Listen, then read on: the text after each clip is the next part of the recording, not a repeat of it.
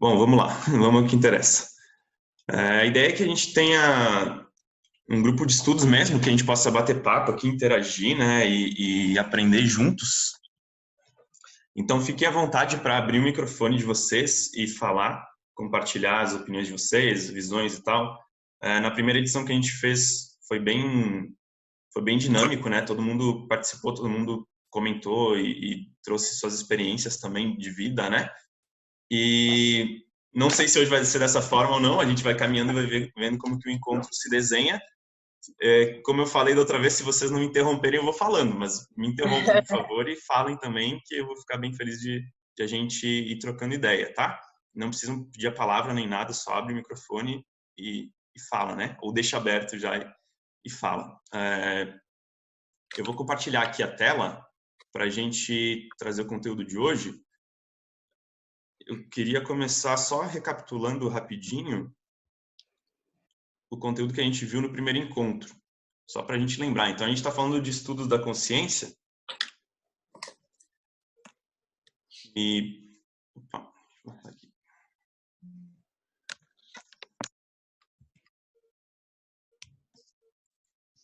O que é consciência, né? Então, o que a gente está estudando, né? Vou trazer duas formas básicas de a gente entender o que é consciência, né? A gente usa a palavra consciência muito como um sinônimo até de espiritualidade, numa tentativa, vamos dizer assim, de tornar a espiritualidade mais integrada ao dia a dia, né? Muitas vezes a gente fala de espiritualidade e parece que é algo restrito a religiões ou que a gente tem que ter um momento totalmente separado, uma prática separada do dia a dia, né?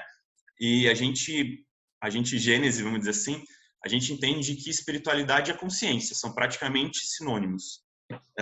Uma forma de a gente enxergar a consciência é a integração, vamos dizer assim, das diferentes esferas da vida humana, física, emocional, mental. Então, a gente tem o corpo físico, a gente tem a nossa mente, a gente tem a intersecção dos dois, que são as emoções, e a gente tem algo por trás que observa tudo isso, que é a consciência, né? Se a gente observar, a gente não é o nosso corpo, né? Porque se a gente perde uma parte do corpo, por exemplo, num infortúnio, vamos dizer assim, num acidente ou algo assim, a gente não deixa de ser quem a gente é, a gente continua sendo quem a gente é. Então, a gente não é o nosso corpo.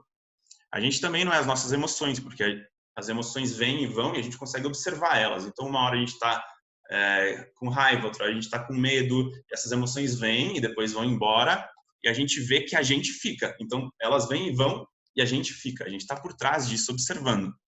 Aí, muitas vezes a gente pensa, putz, então eu sou a mente. Eu sou a mente que observa as emoções, né? Mas se a gente parar para observar, a gente também observa a mente. A gente observa os pensamentos, a gente observa as nossas crenças, né? Se a gente fizer uma meditação, facilmente a gente consegue observar os pensamentos. Então, a gente é algo por trás disso também.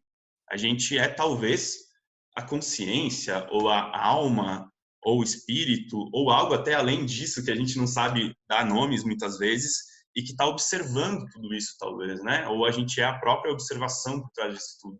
Começa a ficar meio subjetivo, né? Mas a gente gostaria de trazer esse olhar, né, de a gente, o que a gente realmente é, qual que é a nossa verdade, né, qual que é a nossa essência. Então é um pouco dessa busca também que a gente gostaria de trazer um pouco para o nosso grupo de estudos aqui, para a gente se autoconhecer mais a fundo também e trazendo um pouco desse lado de consciência e espiritualidade. Um outro jeito de olhar para a consciência é que consciência é o oposto da consciência. Então, inconsciência é aquilo que a gente não está observando, né? As nossas sombras, o nosso ego, aquilo que está no piloto automático. Consciência é aquilo que saiu do piloto automático e a gente está observando. É a nossa luz, o nosso ser, a nossa essência, né? Que muitas vezes é chamado até, dentro de linguagens espirituais, ou de autoconhecimento, ou de até de autoajuda, de eu maior, ou de ser com S maiúsculo, que é a nossa essência, né? Então, isso só para relembrar um pouquinho do que a gente viu no primeiro encontro, e quem quiser os slides inteiros do primeiro encontro, fala que a gente passa também. Aqui a tabela de consciência que a gente viu na introdução do nosso primeiro encontro, então eu deixei ela aqui de novo para quem quiser consultar de novo e talvez a gente retome ela. E eu trouxe aqui no próximo slide uma versão simplificada dela também para quem quiser estudar depois. Nessa versão simplificada, a gente vê bem claramente que os níveis de consciência em azul são os níveis de, justamente, consciência e os vermelhos são os níveis de inconsciência, que a gente também pode chamar de ordem ou caos, ordem versus caos, né? Enfim, eu estou passando bem rapidinho mesmo essa introdução, que é só para a gente relembrar o que a gente viu na semana passada. Indo para o conteúdo de hoje, o conteúdo tem bastante base nesse livro aqui, estou até com ele aqui de colinha, que é O Caminho da Verdade. É um livro de um dos nossos mentores, um treinador comportamental da Pandora Treinamentos, e para quem quiser depois saber mais também eu recomendo esse livro, que baseou bastante do conteúdo que eu montei aqui para a gente conversar hoje. Bom, entrando no conteúdo de hoje, eu estou meio perdido aqui ainda com a plataforma, tá? Mas qualquer coisa me chamem e eu estou tentando ver se eu acho aqui o chat também, eu não estou vendo. Não sei como é que eu visualizo, queria ver as carinhas de vocês. Se tu tá compartilhando a tela, tu não consegue entrar no chat. Ah, tá. É só se alguém, agora eu falo, se alguém mandar. Os rostos de todo mundo, beleza. Aí sim. Show, legal, melhor. Queria começar com uma metáfora. Então, o que a gente vai ver hoje? A gente vai ver os 4 caminhos espirituais, as 4 trilhas de práticas espirituais historicamente utilizadas, as 4 trilhas mais tradicionais, que na verdade são, vamos dizer assim, as 4 subdivisões, as 4 categorias, os 4 caminhos, as 4 trilhas que a gente pode usar para a gente se desenvolver espiritualmente, para a gente expandir a nossa consciência e para a gente se autoconhecer a fundo, tá? Essas 4 trilhas, elas vêm de uma linguagem, de um ensinamento, né, e uma cultura da Índia antiga, do hinduísmo, e não que elas sejam restritas à religião hindu, não é nada disso, é simplesmente porque a Índia é simplesmente o país que estuda a espiritualidade há mais tempo, que estuda autoconhecimento há mais tempo, já há muitos milênios, né? Então, coisas que a gente está começando a aprender aqui, às vezes eles já estão eles já estudam há muito mais tempo, já tem uma compreensão um pouco mais clara, né? Então, simplesmente por isso. Essas 4 trilhas, elas podem ser compreendidas através de uma metáfora que eu quero compartilhar com vocês agora, que acho que pode ajudar um pouquinho a compreender um pouco melhor, que é o povo do vale e o povo da montanha. Então, vamos imaginar que a gente está nesse cenário aí de um vale com uma montanha ali ao lado desse vale, né? E a gente tem 2 povos que habitam esse local, o povo do vale e o povo da montanha. O povo do vale, ele é o povo mais populoso. Então, grande parte da população, se a gente pegar até fazendo uma correlação com os estudos do Dr. David Hawkins, que a gente fala bastante, mais ou menos 78% das pessoas, talvez até um pouco mais, às vezes um pouco menos, vão estar habitando o vale. O vale é onde a maioria das coisas acontecem nessa sociedade, então nesse ecossistema, né? E o povo do vale, ele vive muito de acordo com o coletivo. Então, as pessoas que habitam o vale, que vivem no vale, tendem a fazer as coisas que as outras pessoas também fazem, tendem a fazer coisas que são incentivadas pela sociedade do vale. Então, não existe muito uma busca por uma individualização, no bom sentido, né, de se autoconhecer. A pessoa vai vivendo no vale, meio que no piloto automático, é o que a gente costuma chamar de zona de conforto, né, ou de piloto automático. A pessoa está ali inserida no vale, tem a cultura do vale, tem a religião do vale, tem as escolas do vale, tem as instituições de ensino, tem as empresas ali do vale, e ela vai seguindo a vida dela meio que sem questionar muita coisa. Então, quando a economia vai bem dentro desse vale, né, e ela está inserida em um grupo que economicamente está prosperando, ela prospera. Quando ela faz parte de um grupo no vale, porque o vale pode ter outros subgrupos também, né? Quando ela faz parte de um grupo nesse vale que não está prosperando, ela não prospera. Quando ela faz parte de um grupo que está se divertindo, ela se diverte. Quando ela faz parte de um grupo no vale que está triste, ela fica triste. Então tem muito a ver com o momento que a gente está vivendo agora de coronavírus, onde a gente vê que a gente age meio pelas massas, né? Então a gente tende a ser muito influenciado pelo que a mídia está falando, pelo que as outras pessoas estão falando, né? Pela maneira que as outras pessoas estão agindo e assim por diante, né? O povo do Vale, ele gosta muito de ter controle. Então, gosta muito de sentir que está no controle das situações, que conhece a sua vida, que já sabe como que as coisas funcionam. Gosta de buscar felicidade em coisas que muitas vezes estão fora. Então, gosta de buscar, às vezes, a felicidade no dinheiro, num bem material, num cargo, num título e coisas do tipo. Não tem nenhum problema com isso. É simplesmente uma característica desse povo. Algumas outras características do povo do Vale. Vou até colar aqui do livro para a gente compreender um pouco melhor. Busca controle, segurança, previsibilidade. Então, o povo do Vale, ele gosta de saber o que vai acontecer. Então, o Vale ele é relativamente previsível. No Vale, as estações do ano elas estão bem desenhadas. Então, tem o inverno, tem a primavera, tem ciclos bem definidos ali nesse local. E as pessoas ficam meio que tranquilas. Elas ficam meio que na zona de conforto. Elas conseguem ver o que está acontecendo e quando alguma coisa sai do controle, ela tende a seguir os comportamentos da manada, vamos dizer assim, né? Então, ela tende a ficar na zona de conforto, ela busca prazeres mais de curto prazo, não necessariamente uma construção muito de longo prazo. Ela não gosta muito de mudanças, então ela tende, às vezes, a ficar um pouco entediada até. Só que ela também não procura mudar muito. Ela não gosta muito de mudanças. Ela gosta de viver junto a muitas pessoas, então ela tem muita dificuldade, às vezes, de ficar sozinha, de ficar isolada. O povo do Vale está muito sujeito a oscilações do coletivo. Então, como eu falei, quando o coletivo está bem, o Vale inteiro está bem, a pessoa fica feliz. Quando o Vale inteiro está mal, ela fica triste. E assim por diante, tá? E elas tendem a ser um pouco céticas em relação a um poder maior, a uma ordem maior, né? Uma ordem divina, vamos dizer assim. Então, esse é o povo do Vale. Não existe nada de errado com o povo do Vale, são simplesmente características que esse povo tem. Em algum momento, a gente, quando está habitando a vida inteira no Vale, a gente começa a se perguntar, será que tem algo a mais? Será que a vida é só isso? Ou será que tem alguma coisa a mais que eu não estou vendo? Será que não tem, sei lá, um propósito maior para eu viver? Será que realmente eu preciso ser igual a todo mundo? Será que eu preciso seguir o caminho que todo mundo segue? Ou será que tem alguma coisa a mais? Geralmente a gente passa por alguma questão de ruptura ou uma fase onde a gente se decepciona um pouco com a vida do Vale e a gente começa a se questionar se existe algo a mais e a gente começa a ouvir falar de umas pessoas que sobem a montanha. Parece que tem uns loucos aí que sobem a montanha e que buscam se autoconhecer e que buscam aliar sua vida talvez a um poder maior e que buscam um caminho de desenvolvimento. São meio loucos, porque eles vão à contramão do que a gente vale fazer. E a gente começa a se interessar por essas pessoas e por esse caminho, né? Em algum momento, a gente decide começar a trilhar essa subida da montanha.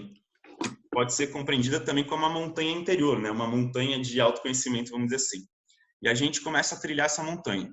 E a gente começa a buscar outras pessoas que estão treinando na montanha, começa a buscar aliados para subir a montanha e assim por diante. A gente começa a fazer parte de um outro grupo que muitas vezes, no curto prazo, até nega o Vale. Então, no curto prazo, a gente tende até criar uma aversão, tipo uma resistência ao Vale. Tipo, o Vale é ruim, o Vale me traz infelicidade. Isso não é necessariamente uma verdade. A gente simplesmente se decepcionou com o Vale ou a gente buscou um novo caminho. E, às vezes, temporariamente, a gente meio que nega o Vale, fica meio do contra, para que a gente consiga trilhar o nosso caminho e subir a nossa montanha interior também. Então, o povo da montanha é um povo que vai começar a questionar mais as coisas. Então, vai buscar começar um processo que até na psicologia junguiana é chamada de individuação, que é não no sentido de ser individualista, mas no sentido de quem que sou eu? Qual é a minha identidade real, né? Será que eu sou igual a todo mundo do Vale? Eu preciso seguir os comportamentos que todo mundo segue? Ou eu posso ser diferente? Eu posso ter um propósito meu? Eu posso me conhecer? Eu posso ter, sei lá, as minhas crenças? Ou, enfim, o que quer que seja, né? E a gente começa a trilhar esse caminho. E esse caminho, às vezes, é meio solitário. Às vezes, a gente começa a trilhar a montanha e a gente começa a viver de um jeito diferente. Porque agora, a gente subiu um pouquinho a montanha e a gente olha para o vale e a gente enxerga as coisas de uma nova perspectiva. e a enxergar as coisas de uma nova perspectiva, a gente começa a se comportar diferente. A gente começa a mudar hábitos, mudar comportamentos. E o povo do Vale às vezes estranha, tipo, nossa, por que essa pessoa está diferente? Por que essa pessoa mudou? E a gente até sente uma resistência, a gente fala, putz, então eu vou seguir sozinho. Vou seguir sozinho esse caminho e não vou nem olhar para trás. Vou só subir a montanha. E a gente começa a experimentar essa experiência nova de subir a montanha, né? Como é que a gente pode identificar um montanheiro, né? Uma pessoa que está subindo a montanha? A pessoa entende que o vale é muito mais confortável no curto prazo e que subir a montanha é um grande desafio. Mas a pessoa começa a escolher se desafiar. A pessoa começa a escolher desafios por conta própria. Ela entende que se ela se desafiar, ela vai ter uma perspectiva diferente. Ela vai conseguir olhar o mundo e olhar o próprio vale de um ângulo diferente. Ela abre mão de um conforto momentâneo, então de prazeres momentâneos, né, para colher resultados de longo prazo. Então, eu abro mão de ficar sempre confortável aqui no vale e eu passo a colher vários desconfortos de subir a montanha, porque é um pouco difícil, mas isso começa a me trazer recompensas. Eu começo a conhecer coisas novas, a me conhecer também, né, e entender melhor a vida. A gente começa também a muitas vezes preferir o silêncio. Então, quando a gente está no vale, é tudo muito caótico, muito agitado, muito barulhento. Às vezes a gente começa a preferir o silêncio interior, o silêncio da montanha. As oscilações dos grupos já não afetam tanto. A gente já foca no nosso caminho, na nossa trilha, e já não se deixa afetar tanto pelo que está acontecendo com as massas. E a gente sabe que existe um poder maior e confia nele, e confia que ele vai organizar de alguma forma que a gente não compreende muitas vezes a nossa vida e que ele vai nos orientar de alguma forma nessa subida da montanha interior. Simplificando, então, o povo do vale é bom, né? O povo do vale busca a felicidade fora e tende a agir muito com base no coletivo. E o povo da montanha busca a felicidade dentro e busca sempre investigar, se autoconhecer, buscar entender melhor a vida e busca sabedoria, de alguma forma. Deu para entender a metáfora até agora, gente? Ops. Eu tô meio mongolão aqui, tá? Mas deu para entender, sim. Eu acho que é bem essa ideia, né? Quando a gente vive em sociedade, principalmente, e a relação que tu fez com a quarentena é bem isso, né? A vibe da nossa casa, das pessoas que estão em quarentena com nós, é a vibe que a gente tá. Se tá todo mundo bem, ok. Se tá todo mundo mal também, tá todo mundo mal. Eu acho que é bem essa... Ficou bem clara, assim, essa visão do que é o subir pra montanha, né? Que é bem um autoconhecimento, assim, uma volta para se manter. Conseguir se manter estável mesmo o pessoal do vale não estando bem. Eu acho que é mais ou menos isso, assim. Legal. Júlia, queria falar alguma coisa?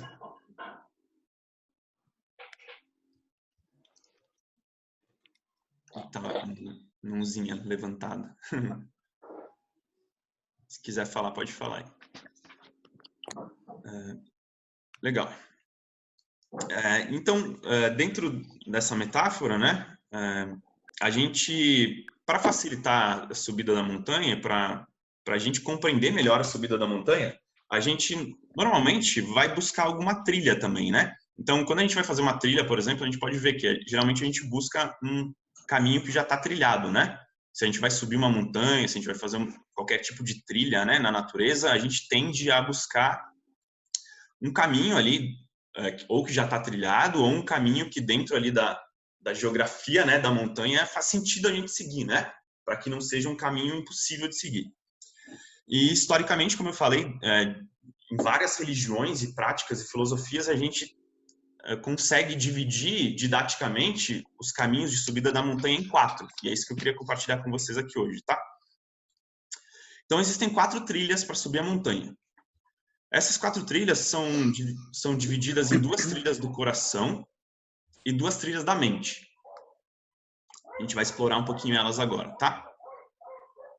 Não existe melhor ou pior nessa subida e não significa, como eu falei, que quem sobe a montanha está certo e quem vive no vale está errado, né?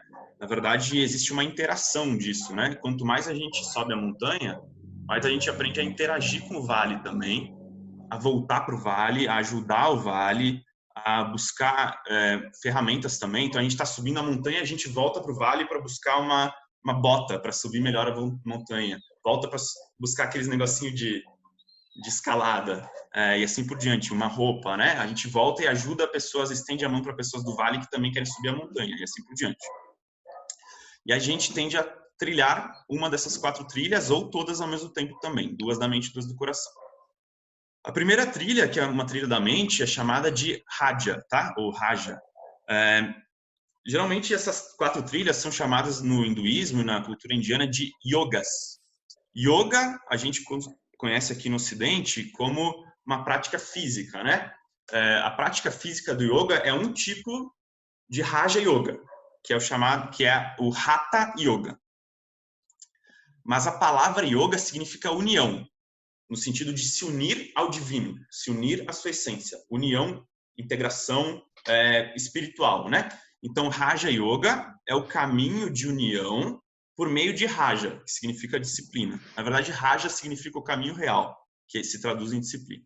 Então, Raja é o caminho da disciplina. Professores famosos de Raja: Buda, Krishna, Gandhi, Patanjali, que é também professor que difundiu o yoga físico. Yogananda é um outro professor também conhecido. E práticas comuns do caminho de Raja, tá? Meditação, retiro, desafios, jejum, mudanças de hábitos, atividade física e o yoga físico que a gente conhece aqui no Ocidente também. O caminho de Raja é um caminho que normalmente faz muito sentido para quem gosta de disciplina. Então, quem gosta de se desafiar, quem gosta de mudar hábitos, quem gosta de fazer atividade física, de controlar a alimentação, tende a gostar do caminho de Raja. Então, a gente pode estar, por exemplo, cuidando da nossa alimentação e isso nos traz mais consciência. E isso é um caminho de evolução espiritual e expansão da consciência, por exemplo. Uma frase que ilustra bem esse caminho é: não importa quantas vezes você sai do centro, o que importa é quantas vezes você volta para o centro. É uma frase que a gente fala bastante nos treinamentos, que a disciplina não é uma autotirania, onde a gente vai ser sempre super restrito no que a gente faz, mas sim uma busca constante de centramento, de voltar ao centro. Então, a gente está trilhando ali a trilha da subida da montanha, e aí a gente meio que sai da trilha, a gente se distrai, a gente se perde, e a gente observa e volta. Aí volta a trilhar. E nessa trilha a gente vai cultivando hábitos, cultivando disciplinas. Então, a gente para meditar, a gente faz um jejum, a gente dedicando esse jejum a algo maior, a gente cuida da nossa alimentação. Aí de vez em quando a gente se descuida, sai da trilha de novo, aí a gente volta para a trilha e assim por diante. Como é que o caminho da disciplina, então, que é a primeira das trilhas, e é um caminho da mente, se desdobra na prática, tá? Ele inicia com displicência. Então, normalmente, a pessoa que é displicente, que é indisciplinada, é uma pessoa que tem um grande potencial para esse caminho. Porque, na verdade, o que acontece é que ela está simplesmente negando um caminho que é natural para ela. Então, o nosso ego, ele tenta, vamos dizer assim, mascarar e distorcer uma ferramenta que pode nos fazer bem. Então, se a disciplina é um caminho que é natural para mim, é muito provável que em uma fase da minha vida eu seja indisciplinado, extremamente indisciplinado. E aí vai chegar um momento em que eu vou, aquilo vai me doer e por uma necessidade de ser mais disciplinado, eu vou começar a evoluir dessa displicência, dessa negligência, dessa indisciplina para uma disciplina. Eu vou começar a me disciplinar. E isso vai começar a me trazer mais consciência e vai me trazer evolução espiritual, se eu assim buscar, né? Com o tempo, essa disciplina, que é uma coisa que às vezes é um pouco rígida, ela vai se desdobrando em uma espontaneidade. Então, por exemplo, quando a gente vai praticar, sei lá, um esporte ou uma atividade física, por exemplo, uma dança, né? Digamos que a gente vai praticar uma dança. A gente começa aprendendo as técnicas da dança. Então, a gente começa aprendendo a parte bem técnica, quase de uma forma robótica. Agora eu tenho que colocar o meu pé aqui, agora eu tenho que fazer isso, agora eu vou fazer isso. A gente vai repetindo, buscando construir uma disciplina de repetição. Chega uma hora que de tanto repetir, isso se torna natural, se torna espontâneo. E aí a disciplina, ela desabrocha numa espontaneidade. Então, na trilha da disciplina, o praticante espiritual, ele começa meio negligente, meio indisciplinado, ele vai se disciplinando, com várias ferramentas, com meditação, com mudanças de hábitos, controlando a alimentação, fazendo atividade física, qualquer coisa que traga mais consciência, até que chega num ponto em que a gente consegue ser mais intuitivo. Então, tem horas que a gente, às vezes, está com uma frequência de prática, por exemplo, de, sei lá, atividade física. E aí a gente sente que dá uma saturada naquilo, tipo, ficou meio pesado, e a gente desapega e começa a praticar atividade física por intuição. Tipo, hoje eu acordo e eu sinto o que eu quero fazer, o que o meu corpo está naturalmente pedindo para eu fazer. É uma caminhada? Eu vou fazer uma caminhada. Está pedindo para eu ir para a academia levantar peso? Eu vou para a academia levantar peso. E começa a se tornar mais espontâneo. Aí, de vez em quando, a gente desce um pouco da trilha e precisa de mais disciplina de novo para voltar a ser mais espontâneo, e assim por diante. Zé, até parece que tu fez aula de dança já. Ah, pensei, nem vi que tu estava aí, Mari. Estava pensando em ti mesmo para dar esse exemplo. Alguém consegue se enxergar nesse caminho? Muito, muito. Eu? Legal. Eu sou uma pessoa que gosta bastante de disciplina, de desafios, e eu vejo que quando eu tô, que nem agora no começo, eu tirei férias semana passada, que eu estou de quarentena, entrei na quarentena, que nem todo mundo, tô em casa. Até eu me adaptar, eu tive que botar muitas metas, assim, e pequenas coisas para eu conseguir não ficar só varzeando, né? Não ficar sem fazer nada. Então, eu sou uma pessoa que realmente precisa de disciplina para conseguir fazer as coisas que eu preciso e para, então, nessa parte de evolução também. Legal, muito bom. Um caminho propício, então, para ti. O segundo caminho, podem ir sempre falando aí, tá, pessoal? No meio das explicações também. O segundo caminho é um caminho do coração que é chamado de Karma Yoga, tá? A trilha de Karma. Karma significa ação. E a trilha de Karma, ela se desdobra em ação prática. Então, em trabalho, em serviço altruísta. Então, é o caminho do serviço altruísta. Muito praticado e ensinado por Jesus Cristo, Madre Teresa, Chico Xavier. Então, é um caminho que tem muito a ver com caridade, com fazer trabalho por outras pessoas, ajudar pessoas na prática, né? E fazer um trabalho desapegado de resultados. Uma coisa que é bem interessante de compreender desse caminho é que não necessariamente esse trabalho, esse serviço altruísta, precisa ser algo que a gente faz, que tem uma forma de caridade, né? Qualquer coisa que a gente faça desapegado de resultados, sem esperar nada em troca, é Karma Yoga, é o caminho do serviço altruísta. Então, qualquer coisa que a gente faça por outras pessoas, às vezes, tipo, sei lá, servir um café para alguém de boa vontade, né? Por livre e espontânea vontade, sem esperar nada em troca, simplesmente porque a gente quer cuidar dessa pessoa, isso é Karma Yoga.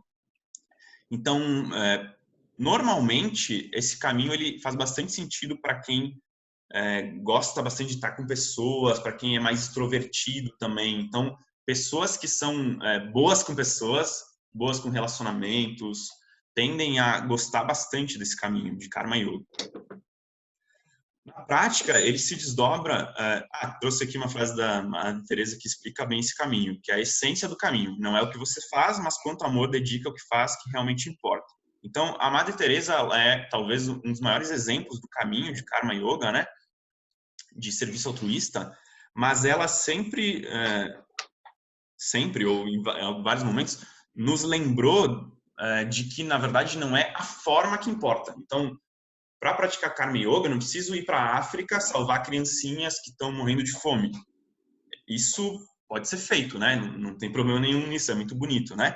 Mas pode ser praticado no dia a dia. Então, se a gente tem um dever com a nossa família, com a empresa que a gente trabalha, com a nossa rotina, com os nossos amigos, a gente não precisa sair desse contexto para praticar o caminho do serviço altruísta. E não precisa nem necessariamente fazer caridade oficialmente, vamos dizer assim, né? A caridade, ela também é muito bem-vinda, né? Mas, como eu falei, isso pode ser praticado no dia a dia.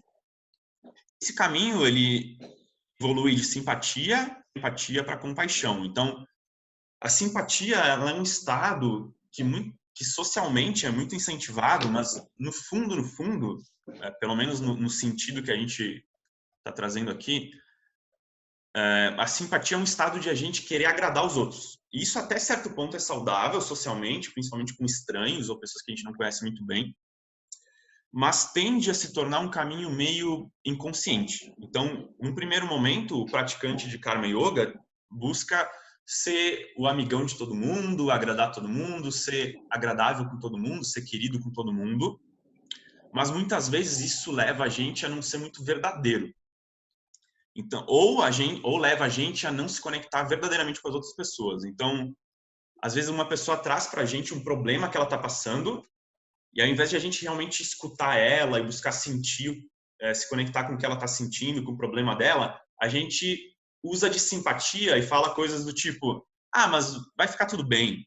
Ah, mas tá tudo certo. Ah, mas não se preocupa que isso vai passar.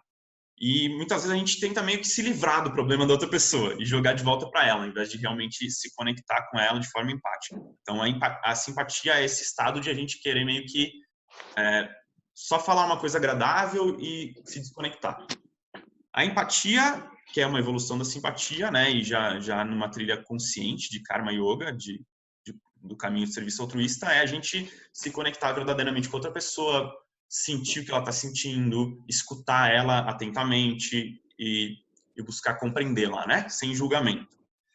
E a empatia eventualmente evolui mais no topo da trilha para a compaixão, que é a gente se conectar com a dor do outro, mas sem sofrer. Então a gente se coloca à disposição, se a gente puder ajudar de alguma forma.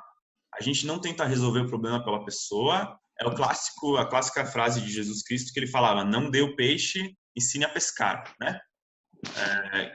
Esse é o estado de compaixão. Então a pessoa, ela entende que no curto prazo seria mais agradável, seria mais simpático, vamos dizer assim, dar o peixe.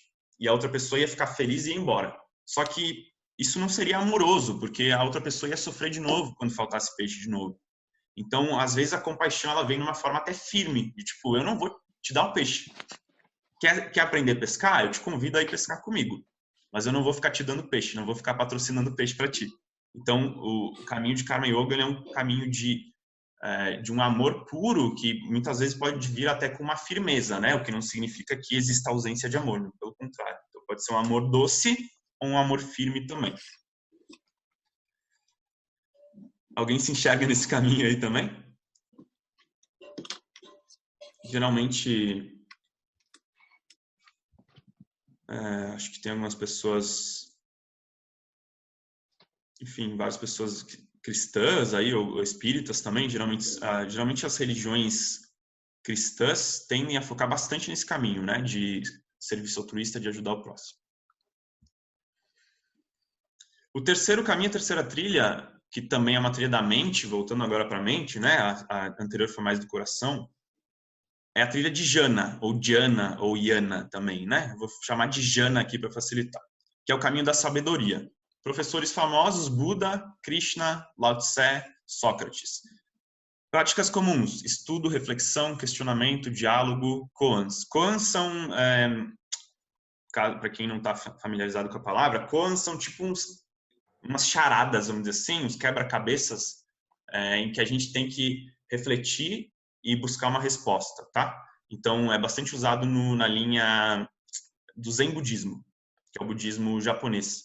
Então, o mestre passa uma charada, vamos dizer assim, uma frase para o discípulo, que ele vai ter que meditar até ele compreender a essência do ensinamento. Então, o caminho de Jana, ou Dhyana, ele é um caminho de buscar, primeiro, um conhecimento mental, cognitivo, a gente buscar compreender as coisas mentalmente para depois transformar isso em uma prática viva, né? A gente incorporar isso no nosso ser. Então, ele é um caminho que funciona muito bem com estudo, com cursos, com a gente se conectar também com ensinamentos de mestres. Para quem gosta de ler, para quem gosta de estudar, esse geralmente é um caminho muito agradável, muito convidativo, né? E ele é um caminho em que a essência dele está em integrar paradoxos. Então, se a gente observar, enquanto a gente está subindo a montanha, a cada momento da montanha, sempre que a gente vai passar por uma nova fase da montanha, vamos dizer assim, a gente tem que vencer um paradoxo, que é dois aparentes opostos que precisam ser integrados. Vou dar um exemplo, tá? quando a gente começa a trilhar a montanha de expansão da consciência, de desapego, e a gente começa a buscar uma intenção de fazer ações cada vez mais desapegadas de resultado, surge um paradoxo que é: como é que eu vou dar o meu melhor em algo, por exemplo, no meu trabalho, e ao mesmo tempo eu não vou criar expectativa do resultado? Porque eu espero um resultado. Por eu esperar um resultado e ter um objetivo, é que eu dou o meu melhor. Se eu não tiver uma expectativa de resultado, ou eu não achar que eu vou alcançar algo, nem adianta eu dar o meu melhor. Não sei se dá para entender o que eu estou falando. A gente tende a vincular um objetivo com dar o meu melhor. Eu tenho um objetivo, eu quero chegar em tal lugar na minha vida, quero alcançar XYZ. Seja uma promoção, um cargo, dinheiro, o que quer que seja. E a gente fala, ok, agora eu vou dar o meu melhor para chegar nesse objetivo. Aí a gente começa a estudar espiritualidade, por exemplo, e vê um professor, por exemplo, falar que a gente não tem controle sobre os resultados. Que Deus vai trazer o resultado que for o mais propício para a gente, para o nosso aprendizado. E a gente fala, então se eu não controlo o meu resultado, nem adianta eu dar o meu melhor. Nem adianta eu me esforçar, porque vai ser o que Deus quiser de qualquer jeito. E aí a gente tem que integrar esse paradoxo. Como que eu dou o meu melhor e ao mesmo tempo eu entrego para Deus o resultado? Isso é um paradoxo e o caminho de Jana, ele vai buscar sempre a integração de paradoxos. Se a pessoa trilhar um outro caminho, da disciplina, do serviço altruísta, por exemplo, ela vai compreender também esse paradoxo, só que talvez não por um processo mental. Talvez ela vai compreender na prática, trabalhando mesmo, por exemplo, ou ela vai compreender meditando, ela vai compreender fazendo autodesafios ou coisas do tipo. Deu para entender a explicação, gente? Sim? Beleza. Só sei que nada sei, Sócrates, é uma frase que exemplifica muito bem esse caminho. É um caminho de buscar saber, sabendo que não sabe. Então, a maior armadilha desse caminho, todos os caminhos, cada trilha tem a sua armadilha, né? Então, a trilha da disciplina, por exemplo, ela tem a armadilha da autotirania, de a gente querer ser muito tirano com nós mesmos, muito rígido com nós mesmos para se disciplinar. Então, essa é uma armadilha da trilha da disciplina. A trilha do serviço altruísta, ela tem muitas vezes a armadilha da simpatia, de querer agradar todo mundo. Tem, às vezes, a armadilha de a gente se tornar subserviente, que é só fazer pelos outros e não fazer por nós nada. Então, a gente descuidar de nós para tentar fazer pelos outros. E a trilha de Jana, ela tem uma armadilha muito presente, que é a armadilha de achar que eu sei mais que os outros. Porque essa trilha é uma trilha que a gente, para quem gosta de estudar, né, vai buscando conhecimento, vai lendo livros, vai fazendo cursos, e aí em algum momento a gente começa a achar que a gente sabe mais. Isso é muito perigoso. Então, é bem importante para quem gosta de estudo se conectar com a frase de Sócrates ou com alguma outra frase de algum outro professor, né, ou com a essência desse ensinamento de só sei que nada sei.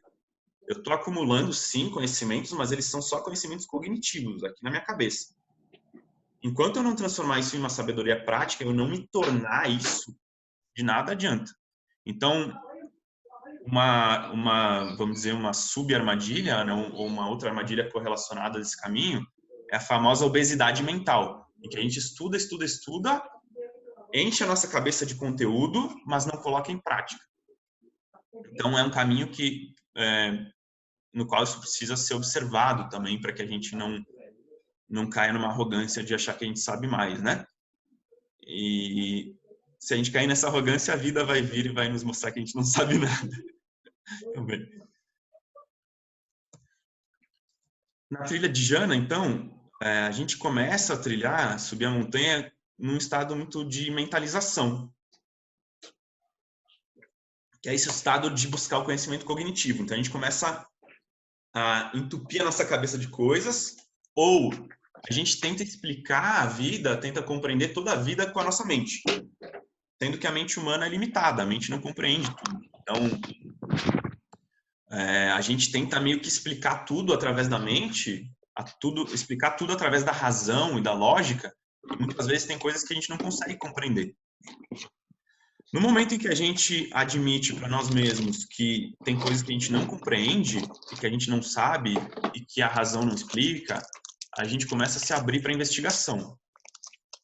Então, a partir do só sei que nada sei, a gente começa a investigar verdadeiramente e buscar integrar os paradoxos e buscar transformar conhecimento em sabedoria prática. E essa investigação cada vez mais vai evoluindo numa sabedoria de fato, né? Que é muito mais do que conhecer cognitivamente, mas é saber experiencialmente, por ter passado pela experiência.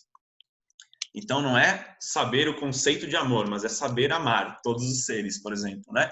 Não é saber que o perdão é importante, ou o conceito de perdão, mas é saber perdoar todas as situações, todas as pessoas, por exemplo, né? Então, essa essência e a caminhada de Jnana Yoga. A quarta e última trilha que a gente tem é a trilha de Bhakti, que é o caminho da devoção. Professores famosos dessa trilha, Jesus Cristo, Krishna, São Francisco de Assis, entre vários outros, tá? Práticas comuns, oração, rendição, mantras, cantos de louvor, visitar locais sagrados. Então, o caminho de Bhakti, ele é dito que ele é o caminho mais curto para a subida da montanha, mas ele é também o mais difícil. Então, fazendo uma analogia bem com a montanha mesmo, o caminho mais curto tende a ser o mais íngreme. Então, se a gente trilhar um caminho que ele vai dando várias voltinhas na montanha, ele é menos íngreme, né? Então, a gente vai meio de ladinho na montanha, vai fazendo tipo um zigue-zague, e o caminho não se torna tão pesado, né? Só que ele se torna um pouco mais longo. O caminho de Bhakti é aquele caminho que vai reto, só que por causa disso ele se torna bastante vertical, bastante íngreme. Que é o caminho de entregar a todo momento de sua vida a algo maior. A Deus, ao divino, ao universo. Entregar seus resultados, entregar suas intenções. Tudo que é feito dedicando a algo maior. Esse caminho ele é muito subjetivo, então às vezes é difícil de praticar. Então, ele vem muito por meio de orações, pode ser orações espontâneas também, não precisa ser uma oração já ensinada por algum professor, né?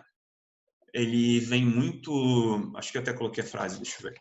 Seja feita a sua vontade acima da minha, né? Ou que seja feita a vossa vontade. Essa é a essência de Bhakti, que é eu, por mim mesmo, não sei o que é melhor para mim, eu não sei o que é melhor para a humanidade, eu não sei o que é melhor para as pessoas que me cercam, porque eu, dentro da minha compreensão e da minha consciência, que ainda é limitada, eu não consigo enxergar todas as variáveis do universo, eu não consigo saber qual é o ponto de máximo aprendizado para os outros, para a humanidade e nem para mim mesmo. Só Deus sabe. Então, quando a gente se abre para essa ideia de que Deus é que sabe, só Deus sabe, a gente pratica Bhakti, porque a gente entrega a nossa vida a um poder maior. Então, por mais que eu esteja buscando um resultado que eu acredito que vai ser maravilhoso para a minha vida e que vai fazer bem para as pessoas ao meu redor e que eu vou contribuir com o mundo, eu não tenho como ter certeza se aquilo que eu estou fazendo realmente vai ser benéfico para todo mundo. Então, que seja feita a vontade divina acima da minha vontade individual. Essa é a prática de Bhakti Yoga, que é o caminho da devoção e da rendição. A trilha de Bhakti, ela muitas vezes começa com uma fé cega. Então, se a pessoa está, às vezes, inconsciente, está tentando trilhar isso de uma forma inconsciente, ou às vezes está no início, está no pé da montanha, isso começa com uma fé cega no sentido de não questionar nada. Então, às vezes, pode ser até dentro de um dogma ali, ou de uma religião, onde a pessoa simplesmente aceita tudo que é dito, né? Por mais que seja íntegro, né? Ou onde a pessoa, às vezes, deposita sua fé na figura de um mentor ou de um professor específico, né? E não de Deus ainda, né? Então, a fé cega, ela vem quando a gente coloca a nossa fé em algo que é impermanente. Ao invés de eu depositar minha fé no poder maior, absoluto, né? No todo, né? Em Deus, eu deposito minha fé, por exemplo, no padre, ou no pastor, ou no líder religioso, né? Não tem nenhum problema com o líder religioso, né? Mas ele está só transmitindo uma mensagem de algo maior, né? Então, a fé tem que ser direcionada sempre para algo maior. E não para as partes, vamos dizer assim, né? Que a gente pode compreender como amar a Deus sobre todas as coisas. Amar a Deus, ou seja, amar o todo sobre as partes. Se eu amo uma parte de Deus, Deus é tudo, todas as partes de tudo. Mas se eu amo uma parte acima do todo, isso é uma distorção da essência da devoção, né? Quando eu amo o todo acima das partes, aí sim, amar a Deus sobre todas as coisas e eu consigo praticar Bhakti Yoga. A fé cega, o que não questiona ou que se perde um pouco nas partes, ela, quando a gente redireciona a fé, né, para o local certo, vamos dizer assim, ela se transforma em entusiasmo. Então a gente começa, entusiasmo da palavra, na etimologia da palavra, bem interessante até, significa ter Deus dentro, ou aquele que tem Deus dentro, algo assim. Então, é justamente isso, a sensação de que Deus está nos carregando, de que Deus habita em nós, de que Deus está orquestrando a nossa vida. Então, quando a gente começa a praticar essa devoção, ainda que ela não seja muito madura, a gente tem essa sensação de que, não importa o que aconteça, Deus está me guiando. Então, putz, agora veio um vírus que está fazendo eu trabalhar de casa, ou que está fazendo eu perder dinheiro, ou clientes, ou que está complicando a minha vida, que está me deixando com medo. Mas eu sei que isso está sendo orquestrado por Deus e que Deus vai cuidar de mim. E que existe uma lógica por trás disso tudo, que eu não entendo. Ou que eu entendo muito pouco, mas existe. Então, eu tenho Deus dentro, entusiasmo. Esse entusiasmo vai se tornando mais maduro e evolui para uma devoção, que é esse estado que a gente falou de entregar sua vida a algo maior a todo momento.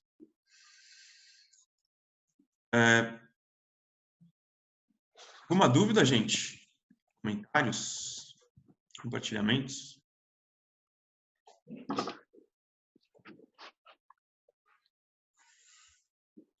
Eu vou convidar vocês para a gente fazer um quiz, tá? A gente preparou um conteúdo aqui que é um quiz das trilhas, para a gente descobrir a nossa vocação espiritual. Então, cada um de nós vai ter, talvez nesse momento da vida, uma propensão maior a uma trilha ou outra trilha, né? Ou da disciplina, ou do serviço altruísta, ou da devoção, ou da sabedoria. Tem um linkzinho, acho que a Tami vai mandar ali no grupo para todo mundo, ou vocês podem acessar também esse link que está na tela aí, que é genesetreinamentos.com/trilhas. E aí tem um quiz, são 6 perguntinhas, é bem rapidinho.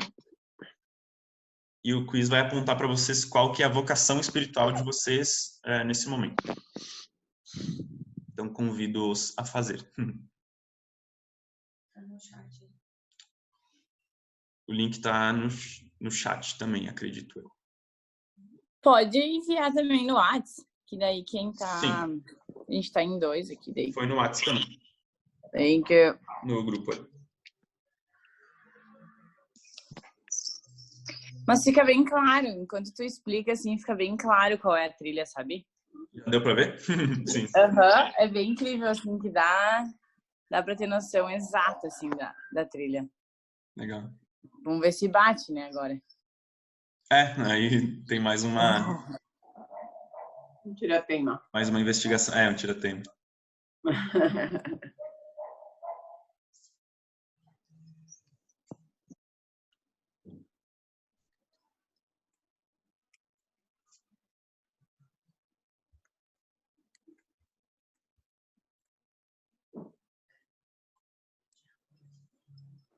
Uhum.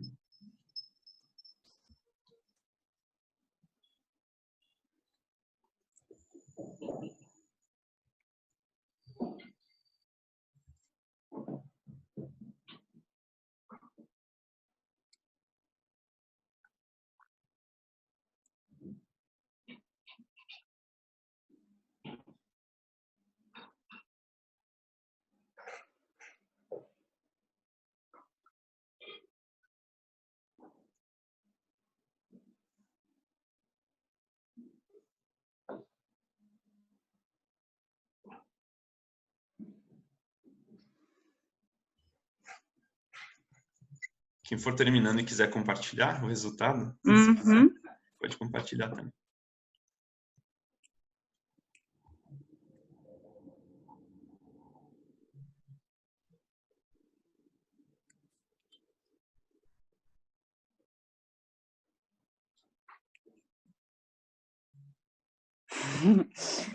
Com certeza!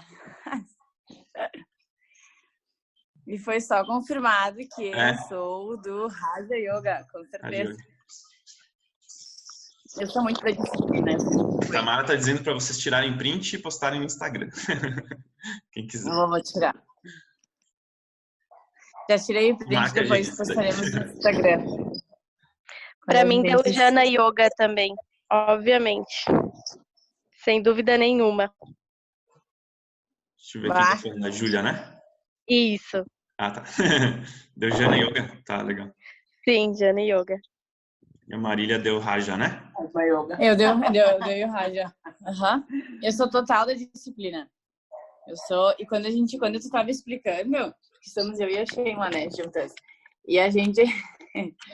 e nós somos, tipo, dois opostos, assim. A Sheila é toda coração e eu sou toda mente. E aí, quando tu começou a explicar que tu começou pelo Raja Yoga, e eu pratico Hatha Yoga. Ah, legal. E a Sheila, ela disse assim, eu consigo te ver aí. E aí, quando veio o Karma Yoga, foi a mesma situação, assim, tipo, tu tá aí. E aí, no teste, só confirmou, assim, eu acho que a maneira como a gente se comporta no dia a dia fala muito desses tópicos principais, né? A questão da disciplina, a questão do coração, assim, muito bacana se reconhecer, sabe? A partir do reconhecimento, tu consegue lidar com as emoções, consegue começar a trabalhar o teu consciente, né? Aí, eu acho, não sei, agora talvez eu esteja falando besteira, né? Me corrige.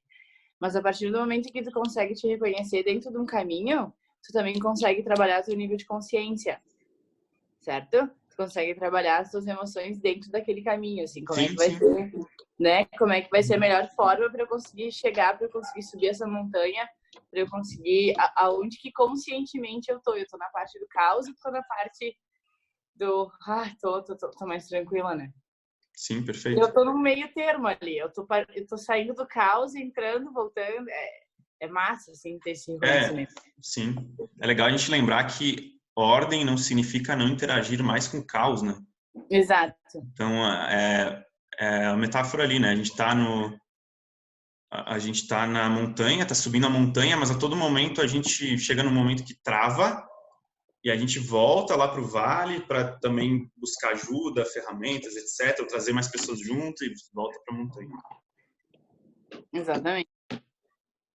Alguém falou que deu Jana Yoga também. Não sei quem é, porque tá no Galaxy Tab. Achei que fosse da disciplina. Na verdade, até... É a Mai, Zé. Ah, é a Mai. Oi, Mai. Tudo bem?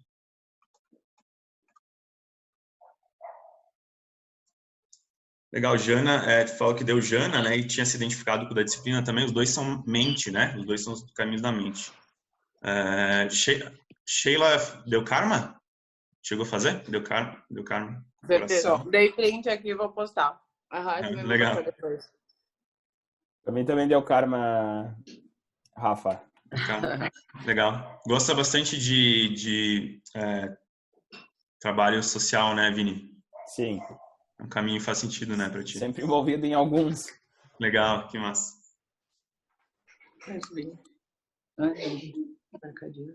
Simone falou que deu karma, achou que ia dar Jana.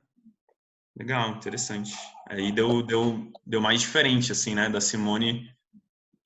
Deu na Simone, que achou que ia dar da mente e deu do coração. Rochelle deu karma também. Serviço altruísta, bastante gente. Também deu Raja. Raja Yoga.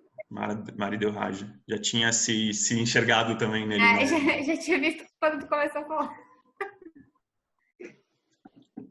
Legal, né? Geralmente é legal a gente ver isso, né? Geralmente quem gosta de práticas físicas, né? Por exemplo, a Marília já contou que gosta de atividade física, né? Acho que hábitos alimentares também, né? Tu contou outra vez pra gente de uma transição grande, né? Que tu fez. Eu acho que nem só isso, sabe, Rafael? É toda uma questão mesmo de disciplina, assim. Eu sou muito da disciplina. Quando tu começou a falar daquela questão, né? E aí a Sheila, ela já me olhou na hora, assim. Eu sempre fui uma pessoa, quando começou a falar da pessoal do Vale, né? Eu preciso ter as coisas bem determinadas. Eu gosto de rotina. Eu acho que rotina leva muita disciplina. Né? Eu, assim, hoje que tô me conhecendo, assim. Então, não só em questão de esportes ou de meditação, mas eu me organizo a partir da minha disciplina, a partir da minha rotina. E isso é muito importante para mim. E é isso que eu tenho aprendido. E eu acho que é por isso que eu sou tão esse caminho, assim. E às vezes eu acho que eu tô num estado muito mais do que eu... Qual é a palavra que tu usou antes? Não é me ferro. Mas eu me ferro por causa disso também. Porque se eu me organizo e eu sou tão disciplinada e a minha rotina é tão organizadinha, qualquer coisa que sai dela eu me desestabilizo. E eu vou pro caos. E Sim. é muito difícil de fazer a volta, sabe? Então, esse é o aprendizado desse caminho, né? Exatamente, exatamente. É por isso que eu te falei que é muito bom saber que a gente tá assim e que essa é a minha fraqueza. Porque aí, em cima disso, a gente consegue, né, trabalhar a essência, assim, trabalhar o equilíbrio desse caminho. Legal. Eu me sinto igual a Maria. Essa coisa. Quando acontece alguma coisa fora do que eu organizei, é o caos, assim. É o caos, gente, é o caos. Já surta, já fica tipo, vou morrer. Não vai, né? Calma. E engraçado que para mim isso é muito simples. É assim, ok, tivemos aqui então um incidente, uma mudança, vamos recalcular a rota. Legal. É interessante a gente ver que cada trilha tem o seu aprendizado, né? O da disciplina é justamente... E o aprendizado não é tipo, aprendi, deu, né? Tipo, acabou. Não. É todo dia, né? A todo momento, né? E é algo assim, ó, e é muito rápido. É incrível como depois que... A questão da consciência, eu acho incrível, né? Aquela tabela, pra mim, me chamou muita atenção sempre, toda a vida. E é muito incrível como tu consegue sair de um estado de consciência para um caos muito grande em questão de minutos, né? Pode estar super bem, e aí, bem por causa da tua trilha, dessa desorganização dentro da minha disciplina, eu consigo ir do amor ao ódio, assim, em questão de segundos, assim. O que, né, não é muito bom. Muito bom.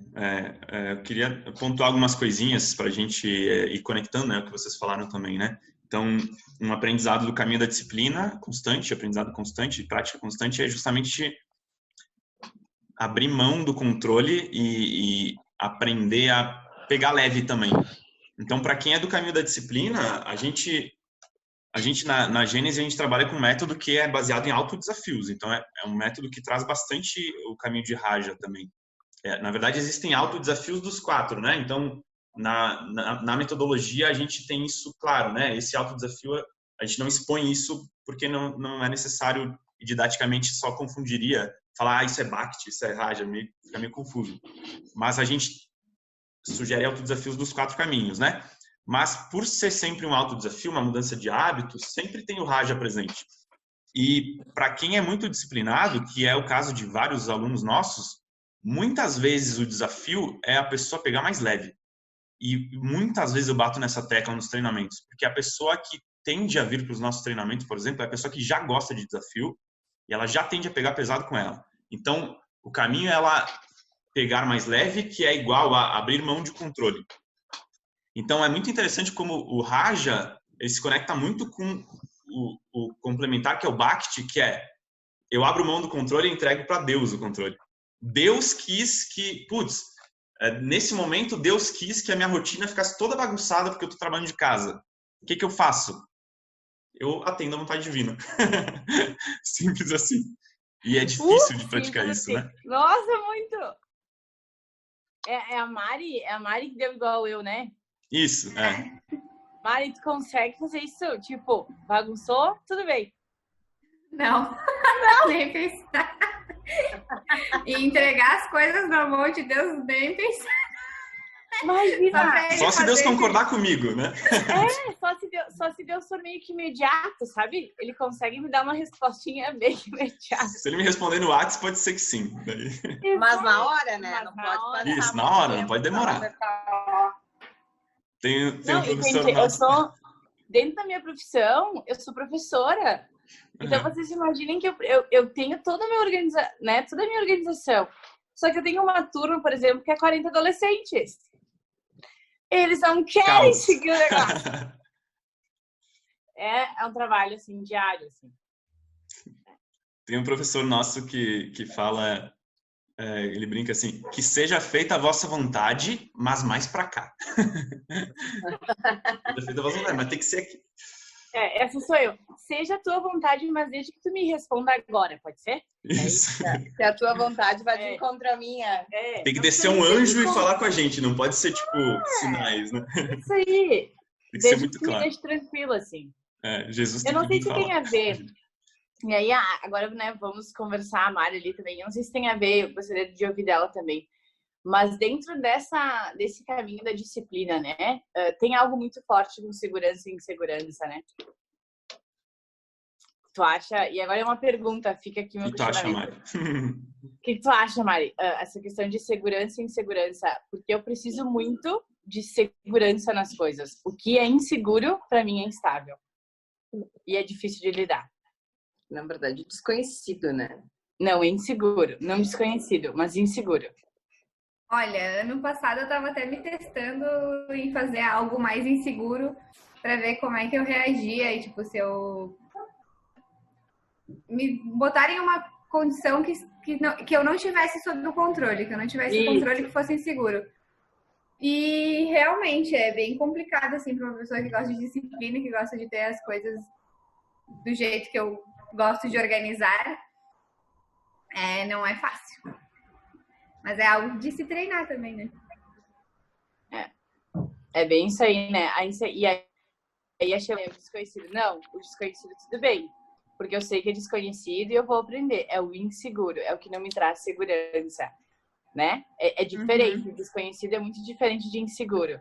É de tu me dizer, por exemplo, assim, sei lá, vamos fazer alguma coisa amanhã? Vamos ver. Amanhã a gente vê. Não, vamos combinar hoje. Oi? Ou vai ser ou não vai ser. Não, pera, volta, vem cá, que eu preciso que tu me diga se sim ou se não. E é diferente, e eu acho que isso é muito de disciplina, né? Porque a gente tem muito esse controle, assim, da disciplina. Mas eu acho que tá linkado com o desconhecido, porque é a incerteza. Não, mas é que o desconhecido tu não conhece. O desconhecido é tipo, vamos viajar pra algum lugar. Daí tu fala, vamos, tipo, não conheço lá, pode ser, vamos conhecer esse lugar novo. Porém, não tem a data marcada. Daí tu fica... Oi. Entende? O desconhecido e o inseguro são duas coisas totalmente diferentes.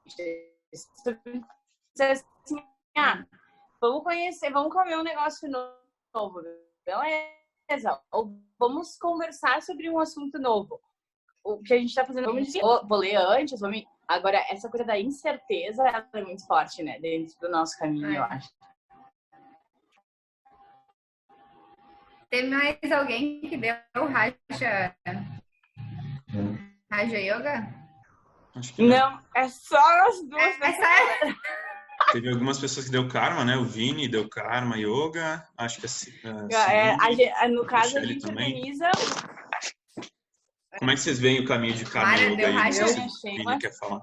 Eu queria, só para complementar, eu tinha muito dessa questão de autotirania, né? Não fiz, não consegui.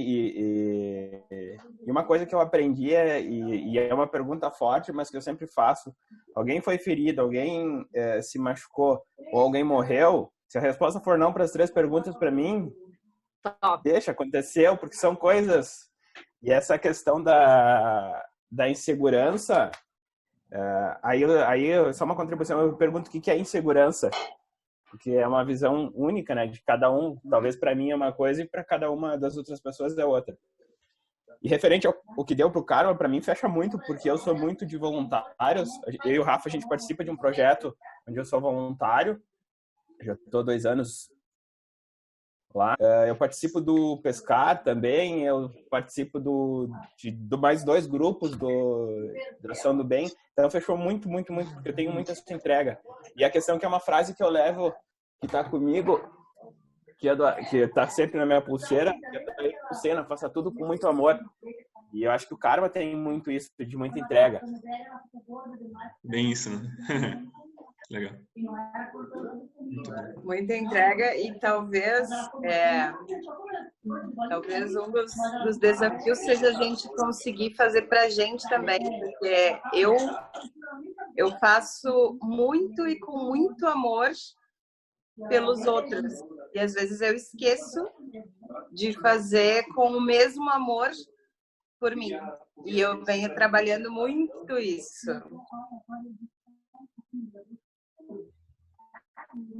Eu ia até perguntar para vocês quem deu karma, né? Qual que vocês veem que é o paradoxo, o desafio, né? Não sei se o Vini também concorda aí com o que a Sheila falou. Pera, que deu uma travada. Ops. Rafa, pera que deu uma cortada aí. Agora. Vamos voltar. Não, eu ia até perguntar, né? Eu ia perguntar antes da Sheila falar justamente sobre o que ela falou, né? Que o desafio de karma, qual que é o desafio, né? De karma? Ela falou que é muitas vezes fazer por si mesmo com a mesma qualidade e amor que faz pelos outros, né? Quem mais deu karma aí também, não sei se quiser compartilhar também, se sente isso também que é um desafio pessoal, fazer por mim, né? Cuidar de mim também da mesma forma e com a mesma intensidade, enfim, que eu cuido dos outros, né? Oi, gente. Eu queria só fazer a minha contribuição. Por que deu essa confusão aí? Um pouco gosto muito do estudar, do observar, do ir a fundo no assunto, da sabedoria, consciência, enfim, a parte do conhecimento. E daí, quando deu karma, eu achei que ia dar outro ali, o negócio do Jana ali, esse outro ali. Por essa coisa, mas é que ainda mais nessa época agora a gente está muito do compartilhar, do ser altruísta com os outros, toda a situação que tá, a gente tem que contribuir muito com as pessoas, né? E por isso eu acho que deu também um pouco o karma. É que, na verdade, os 4 a gente vai desenvolvendo. Algumas conseguem determinar bem certinho, que nem a Mariana e a Marília. Elas estão bem definidas naquilo por causa de rotina e tal. Já eu, por exemplo, gosto de rotina, mas não está tanto assim na disciplina, é mais do conhecimento e tal, e acabou misturando o altruísmo ali no meio. Por isso que ficou confuso um pouco. Acho que é isso. É uma confusão a pessoa, mas tudo bem. Uma hora a gente tem um pouco. O Raja é o caminho que tende a seguir mais só esse caminho. Dependendo do que eu falei? De todos os caminhos, o que menos se mistura com os outros é justamente o da disciplina, porque ele é um caminho de foco. Então, a pessoa que até tinha numa das perguntas, que era seguir um caminho só acima de tudo, uma coisa assim, que era uma das respostas de Raja, que a pessoa foca numa coisa e mergulha. E vai. Então, é o que mais tende a não misturar, né? O que menos tende a misturar os outros. Mas até queria pegar o gancho no que a Simone falou. A gente fez o teste e tudo mais para cada um descobrir o seu, né? Que é talvez o caminho que tem mais inclinação nesse momento. Mas, como ela falou, todos nós praticamos todos. E, na verdade, um complementa o outro. Porque um caminho é o antídoto para a limitação do outro. Então, uma coisa que a gente busca bastante fazer, assim...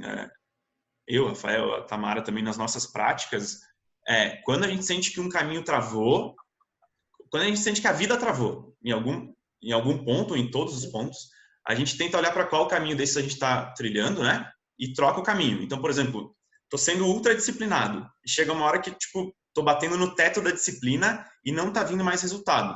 Aí o caminho é o quê? É desapegar, é bhakti, entrega para Deus, por exemplo, né? Ou eu tô tentando compreender tudo mentalmente e chega uma hora que eu tô obeso mental e não tô mais entendendo as coisas, aí eu paro de tentar entender e eu vou agir, que é karma, por exemplo, né? Ou o contrário também. Eu tô tentando entregar tudo para Deus, mas as coisas não saem do lugar. Aí eu tenho que buscar mais ação, por exemplo, mais karma ou mais disciplina para eu ter mais constância também, para não ficar tipo só entregando, mas sem me mexer também. Então, eles se combinam muito bem, os caminhos, e meio que a resposta do paradoxo de um está no outro. Isso é muito bonito até a gente ver. Que, na verdade, a gente está subindo a montanha e quando a trilha fecha e a gente não encontra mais para onde ir, às vezes tem uma pessoa passando do nosso lado, ela convida para ir para a trilha dela e a gente encontra um caminho para ir para a próxima etapa assim, da montanha, vamos dizer assim, né? O que deu para ti, Rafa? Para mim deu... Putz, eu não lembro. Acho que deu... Foi Raja? Acho que foi Raja. Tendo a gostar bastante de Raja e Jana, mas em alguns momentos eu tô muito Bhakti. Para mim, o mais alienígena é Karma. É uma coisa que não me chama muito, geralmente, assim. Engraçado, né? Mas em alguns momentos vem, né? E acho que é interessante a gente observar. E outra coisa que eu queria linkar com o que a Simone falou também. Na minha percepção, o momento está pedindo mais os caminhos do coração, esse momento que a gente está vivendo. Com certeza. Karma, ajudar os outros, né? E entregar para algo maior, porque a gente não consegue compreender cognitivamente o que está acontecendo. Então, a gente vê que nas nossas práticas, para quem gosta de disciplina e hábitos, a gente mudou totalmente o contexto, a gente entrou num outro contexto onde foi meio quase que impossível de manter os nossos hábitos do jeito que estava indo, né? Não que a gente não consiga adaptar, né? Mas exigiu muita adaptação. Então mudou muito a rotina para a maioria das pessoas, né? Pelo menos, né? E o caminho do entendimento também, por estudo e de sabedoria, também ficou difícil de entender o que está acontecendo, né? E ninguém tem as respostas. Então é um caminho muito de entrega e de buscar ajudar os outros da maneira que a gente puder. Às vezes é conversando com a pessoa, né? Enfim, servindo da forma que nos é permitida, vamos dizer assim, né? Não sei se vocês veem dessa forma também. Com certeza. Com certeza.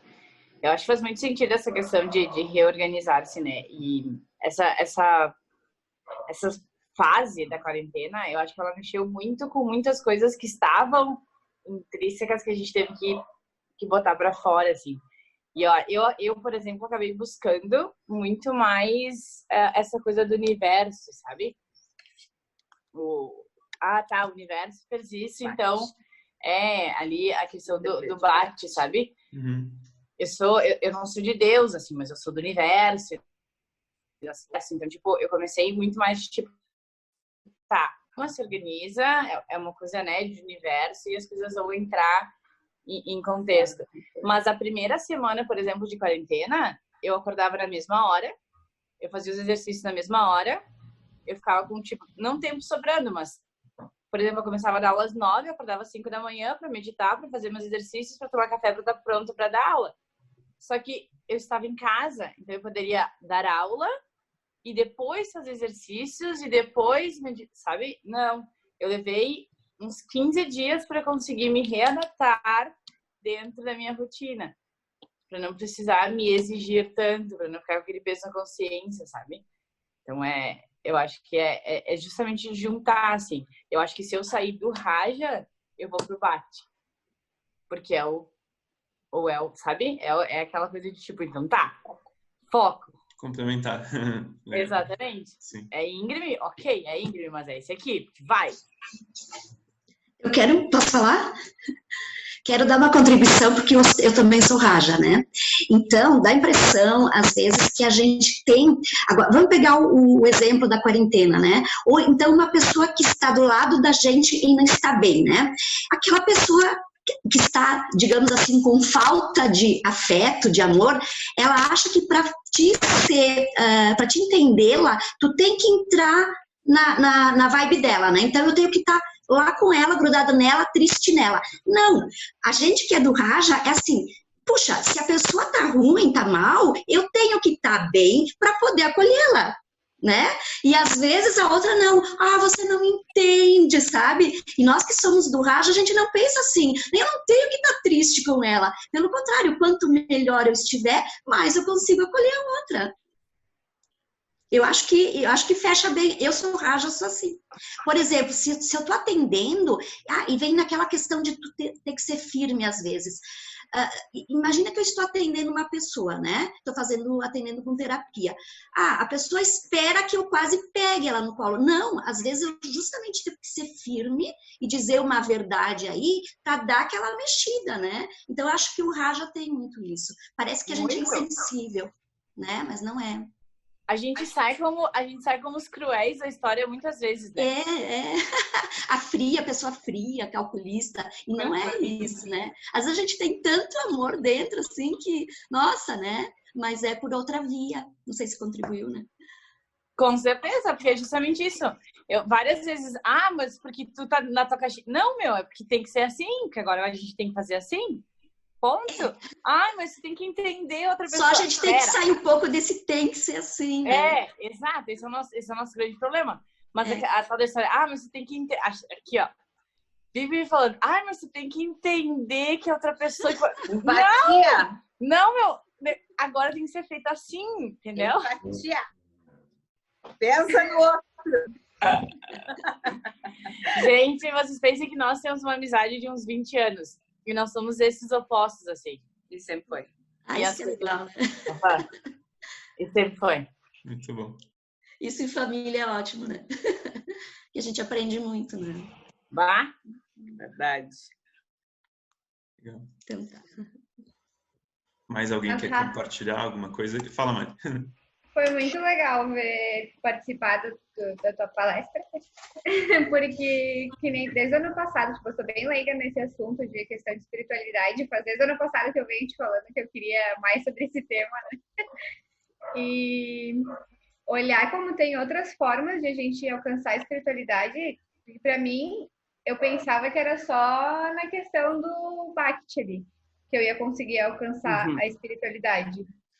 E não, a gente... Olhando esses 4 caminhos, dá para ver que a gente consegue seguir de outras formas, não só tipo, orando, agradecendo, toda essa questão, né? Então, foi bem interessante.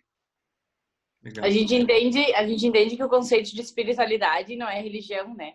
Não tem nada a ver com religião. Espiritualidade é um estado em que teu espírito se encontra dentro da tua fé. Eu acho que é isso que eu tiro, assim, de hoje.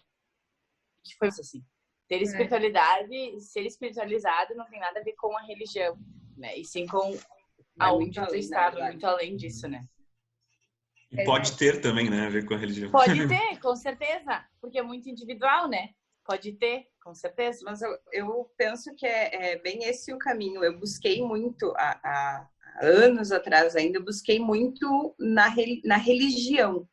Eu conheci muitas religiões, eu tentei me encontrar em muitas religiões, até e nenhum, na verdade tem uma que condiz um pouco mais, que é onde com frequência eu vou, enfim, mas eu entendi que a minha religião é amor, é eu poder fazer, porque não adianta eu ir em algum templo, orar, meditar, se eu vou ver o meu próximo, se eu vou ver o meu irmão, enfim, passando por dificuldade, eu posso melhorar, amenizar um pouco aquela dor e eu não vou fazer nada. Então, a minha oração só não adiantou. Isso é muito meu, assim. Não é que todo mundo tem que ser assim. Você é bem mas karma eu penso,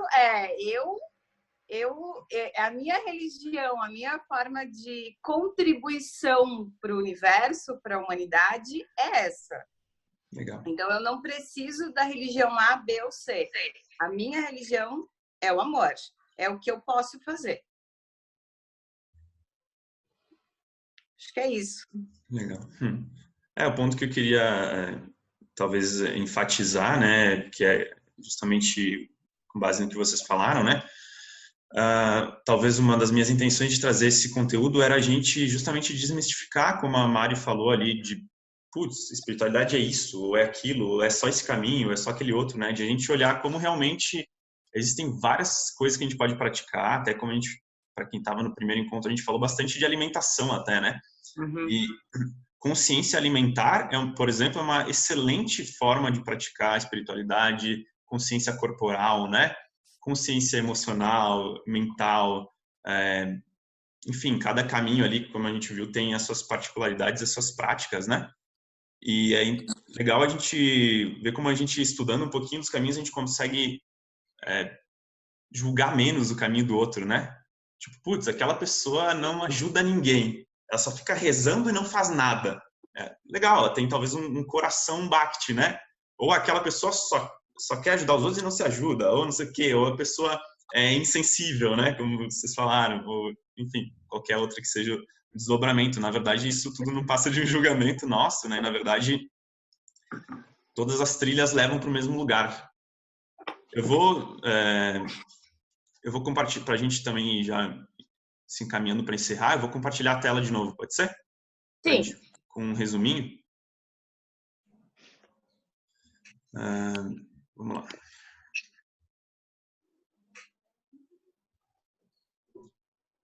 esse eu acho que é um resumo justo, vamos dizer assim. No cume, todos os caminhos se tornam um só.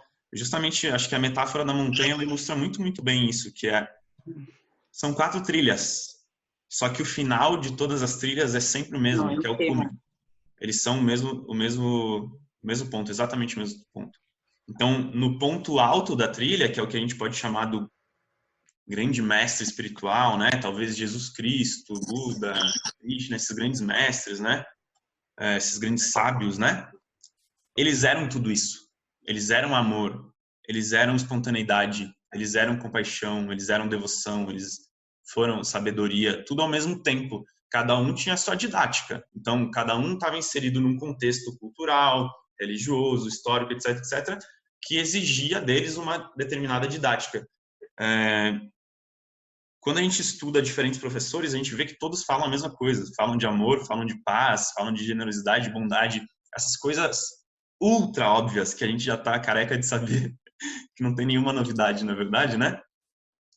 Mas que é interessante a gente ver que no cume, realmente, os ensinamentos são muito parecidos, com diferentes palavras, mas a essência é a mesma, dos diferentes professores. No cume, todos os caminhos se tornam um só.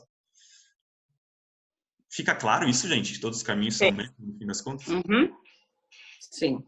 E se todos os caminhos são o mesmo, não faz nenhum sentido a gente julgar o caminho do outro, ou o nosso próprio caminho também, né? Nossa, eu queria ser mais assim, ou mais assado. Ou, nossa, eu sou tão disciplinado, mas nesse momento não estou conseguindo ser, não tem problema nenhum.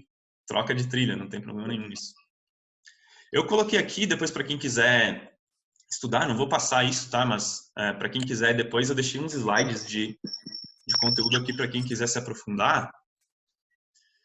Os caminhos das diferentes religiões. Então, por exemplo, o cristianismo, Karma mais Bhakti. O cristianismo é bem do coração, né? Então, do amor, do perdão, vai unir o serviço altruísta com a devoção. Aí o budismo, Jana mais Raja, já é o contrário, já é bem complementar, que é a mente, né? Vai buscar compreensão e vai buscar disciplina. E aí tem alguns outros ali, depois para quem quiser ver e pesquisar mais, tá? E aí eu deixei também professores e caminhos de estudo, de aprofundamento de cada trilha, tá? Então, putz, eu me identifico com Raja, e eu quero me basear em professores para que eu me torne mais parecido com eles. Então, em quem que eu posso me basear? No Buda, por exemplo, Gandhi, e assim por diante. Aí eu coloquei algumas sugestões de leituras também, tá? Então, tem ali as principais escrituras e leituras para quem quiser também. Karma, a mesma coisa. Até tem menos professores. Tu vai disponibilizar esses? Sim, depois eu mando no grupinho ali para todos. Tá. Jana, como Jana é um caminho de estudo, para quem é Jana, mais de Jana, tem muito o que estudar, geralmente. Então, tem muitos professores, muitas escrituras também. Bhakti também ali, os professores. Coloquei professores e coloquei alguns caminhos espirituais. Então, por exemplo, o que é o islamismo? O islamismo é Bhakti, então posso estudar sufismo, que é uma linha dentro do islamismo. Eu posso estudar o Kabbalah, que é uma linha de estudos dentro do judaísmo. Então, são curiosidades também para quem quiser se aprofundar depois. Eu acho que é isso, gente. Eu só coloquei aqui no final uma propagandinha. A gente está com um curso online em promoção nessa quarentena. Enquanto a gente não voltar com as atividades presenciais, esse curso vai estar em promoção. Se alguém tiver curiosidade, depois nos pergunta, que é um curso básico sobre propósito de vida, tá? Acho que tem umas alunas aí na sala, inclusive, umas pessoas que estão fazendo. Das 6 áreas que a gente geralmente fala no método de autodesafios, propósito é a área mais conectada com a espiritualidade. Então, eu quis trazer aqui também como uma opção para quem quiser se aprofundar nos estudos, podem nos chamar e a gente passa mais detalhes depois, tá? Rafa, uma pergunta. Do meu lado, Jana ali se manifestando. Que nem essa parte da disciplina e a parte da parte do Raja. Isso, o caminho da disciplina. É interessante uma pessoa que não tem tanto esse lado aflorado estudar esse lado, tentar estudar esses professores para ver se surge uma luz, uma ideia? Eu particularmente gosto de estudar um pouco de todos, assim.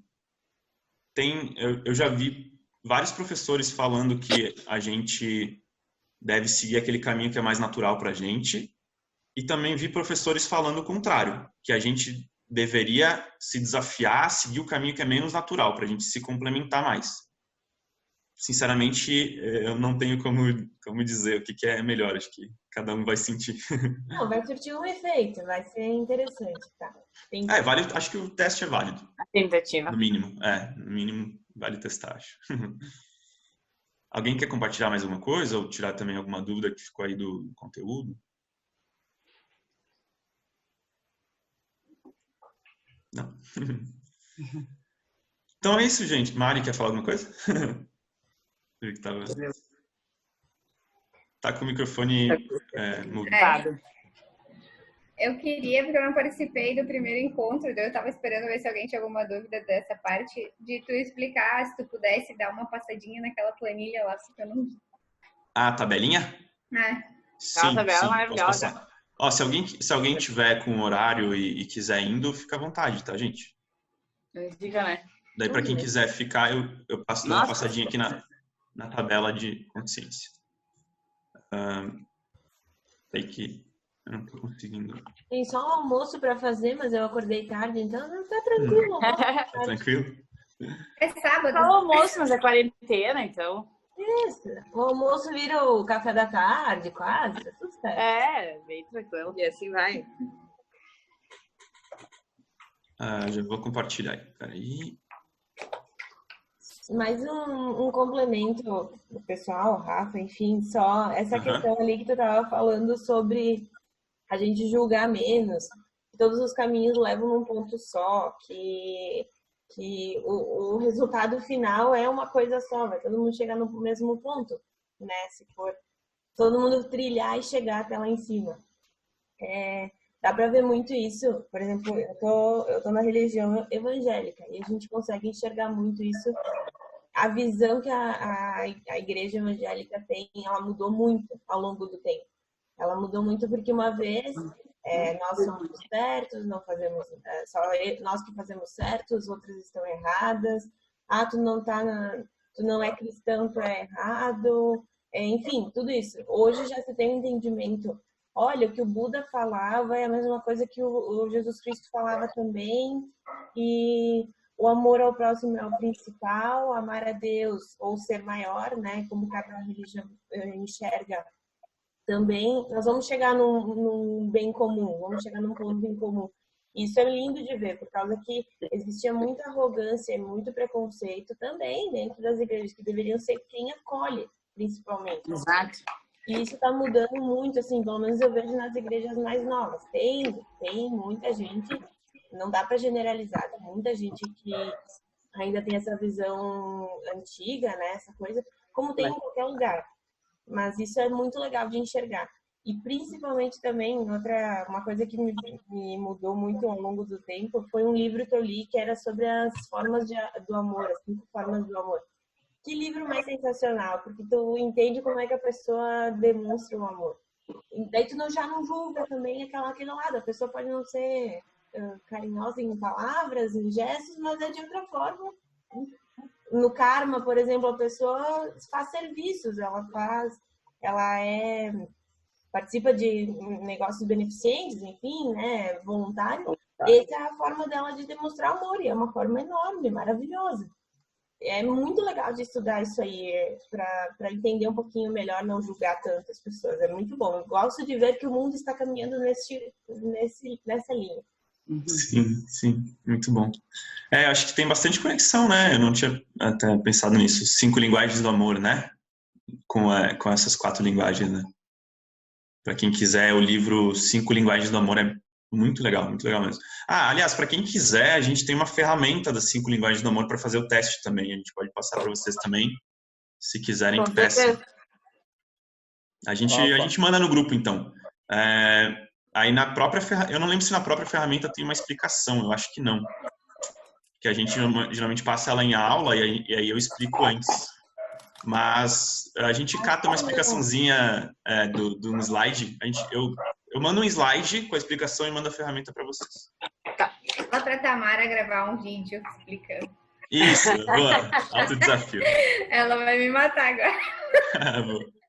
A Nós Maria é vamos minha adorar parceira de essa ideia. desafiar Faça um vídeo. as pessoas. Não precisava dessa agora. Pode ser vídeo rapidinho, não precisa te preocupar, coisa leve. Coisinha leve. Ó, para quem quiser a tabela de consciência aí, ó, aqui tá a versão simplificada. Essa é a versão com uma coluna que diz níveis e os números aí, tá? Para quem quiser saber os números. Mas essa outra aqui tá mais simplificada, é um pouco mais fácil para a gente olhar agora. Esse é o resultado, vamos dizer assim, o substrato dos estudos do Dr. David Hawkins, que geralmente a gente recomenda esse livro aqui, que é o Deixar Ir, para começar, para quem quiser começar a estudar ele. Os níveis em azul são os níveis de ordem, de altruísmo, de verdade, de consciência, né? Como eu falei, os níveis de caos são os níveis os de vermelhinho, né? São caos, egoísmo, falsidade, ilusão, inconsciência.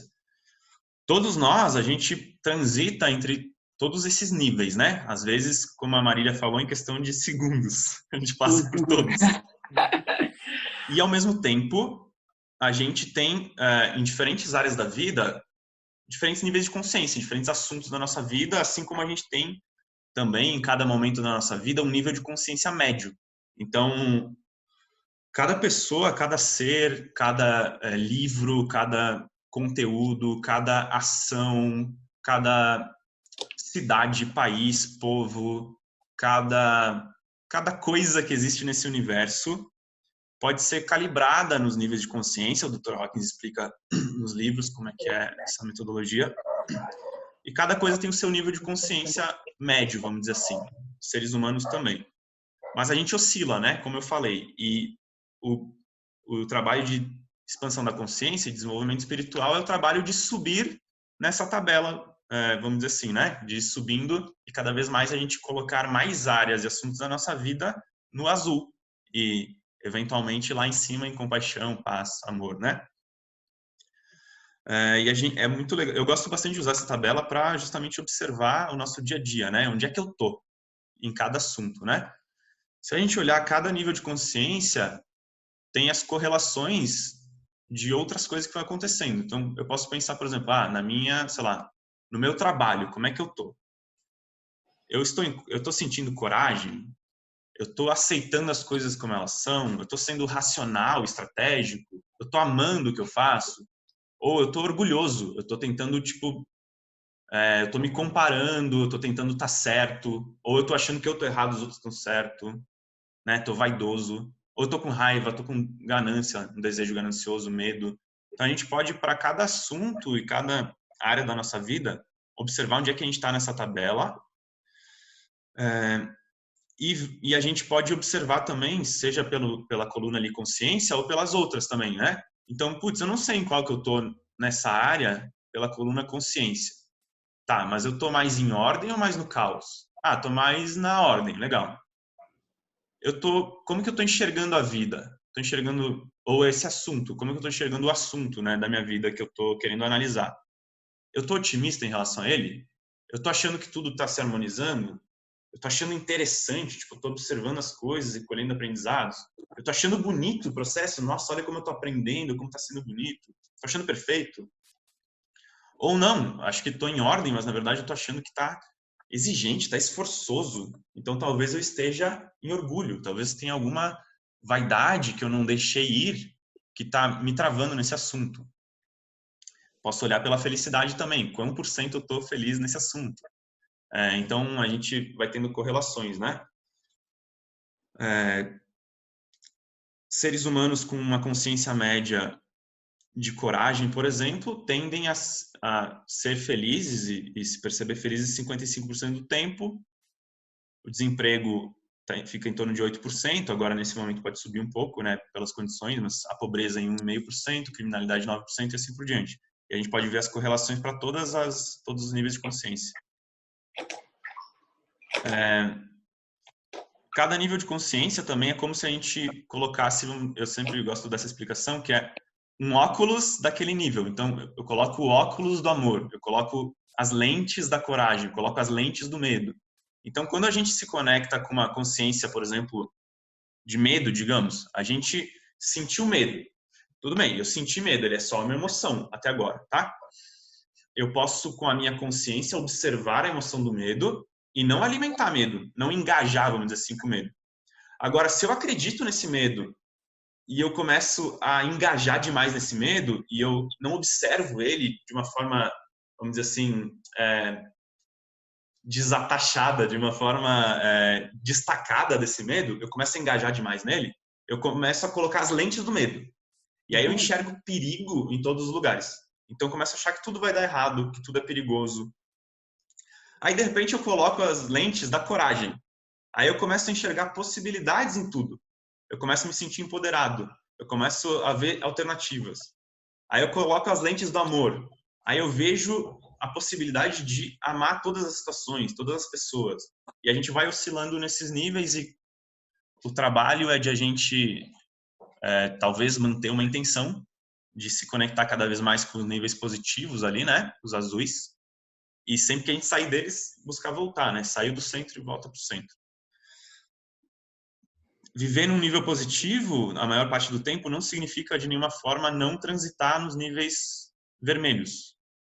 Então, ordem não é ausência de caos, ou céu não é ausência de serpente, como diz um professor meu. A todo momento a gente pode estar no Éden, a gente está em paz, mas a serpente está ali. A tentação de cair nos níveis vermelhos, ela está ali o tempo todo. Então, o trabalho é de observação, que é justamente o trabalho de consciência, vamos dizer assim, né? Observação constante para a gente justamente ficar consciente dos níveis vermelhos e aprender a amá-los também. Então, não é um trabalho de julgar aquilo que é negativo, mas simplesmente de observar o negativo e escolher o positivo. Observar o negativo e escolher o positivo. Observar o negativo e escolher o positivo.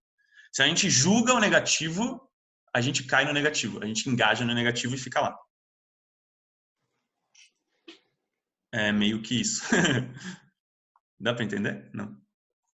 Sim. Sim.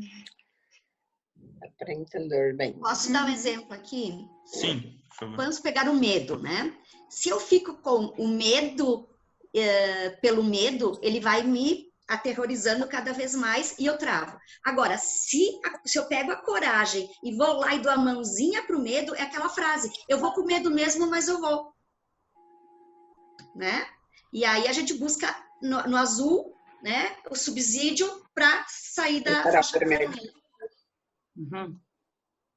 Perfeito esse exemplo. Não é negar o medo, né? Eu não tenho medo. Quando a pessoa diz eu não tenho medo, isso é um estado de orgulho. Então, geralmente o orgulho ele é o primeiro dos negativos, ele é o estado que encobre os outros negativos. Então, inclusive, ele na analogia do Éden, né, ou na metáfora do Jardim do Éden, ele é a serpente, que é o orgulho, a vaidade, tipo, eu tô acima de qualquer mal, eu tô acima do bem e do mal, eu posso experimentar o que eu quiser, eu tô certo, coisa do tipo. Então, a serpente do orgulho vem, a gente cai na ladainha dela, e aí a gente morde a maçã, que são os níveis de raiva para baixo. Então, na linguagem até cristã, o orgulho é o que é chamado de luciférico, e de raiva para baixo é o que é chamado de satânico. Então, o luciférico seduz e o satânico destrói, vamos dizer assim. Então, sempre que a gente acha que a gente está imune, eu não sinto raiva, eu não tenho medo, eu não tenho ganância, eu não tenho tristeza, eu não sinto culpa, a gente tem que investigar e ficar muito atento que tem algum orgulho, muito provavelmente, encobrindo isso, né? Então, a gente pode se perguntar, qual que é a vaidade que eu estou mantendo? E a maioria dos assuntos que estão travados na nossa vida, eles começam com uma vaidadezinha, tipo alguma coisa que eu não quero abrir mão, uma posicionalidade, uma opinião que eu tenho que está rígida, um jeito de fazer as coisas que eu acho que é certo e eu não quero mudar, algo do tipo, né? Que eu tô meio rígido nas minhas crenças, nas minhas opiniões, eu tô meio vaidoso, tô meio soberbo, meio arrogante. E isso encobre medo. Então, é muito mais tranquilo, muito mais agradável para o nosso ego, para o nosso eu menor, ficar em orgulho do que admitir medo, do que cavar o medo, cavar a tristeza, cavar a culpa, né? Então ele começa a, tipo, dar justificativas mentais do porquê que eu tô certo. Então às vezes tem uma coisa que a gente tá sentindo de coração que a gente tem que fazer, mas a gente fala, não, mas isso, eu não preciso disso. Eu não preciso, porque eu tô acima disso. Então o orgulho é o mais traiçoeiro, vamos dizer assim. Ele é, dos estados ditos negativos, ele é o mais positivo. Só que justamente por ele ser um falso positivo, ele é bastante traiçoeiro. Então a maior parte da população hoje tem uma consciência média de orgulho. E aí 78% da população mundial hoje tem uma consciência média dos níveis de caos, né? Então isso significa o quê na prática? A pessoa passa a maior parte do tempo dela em níveis de caos. E a maior parte das pessoas, em números absolutos, passa a maior parte do seu tempo no nível de orgulho.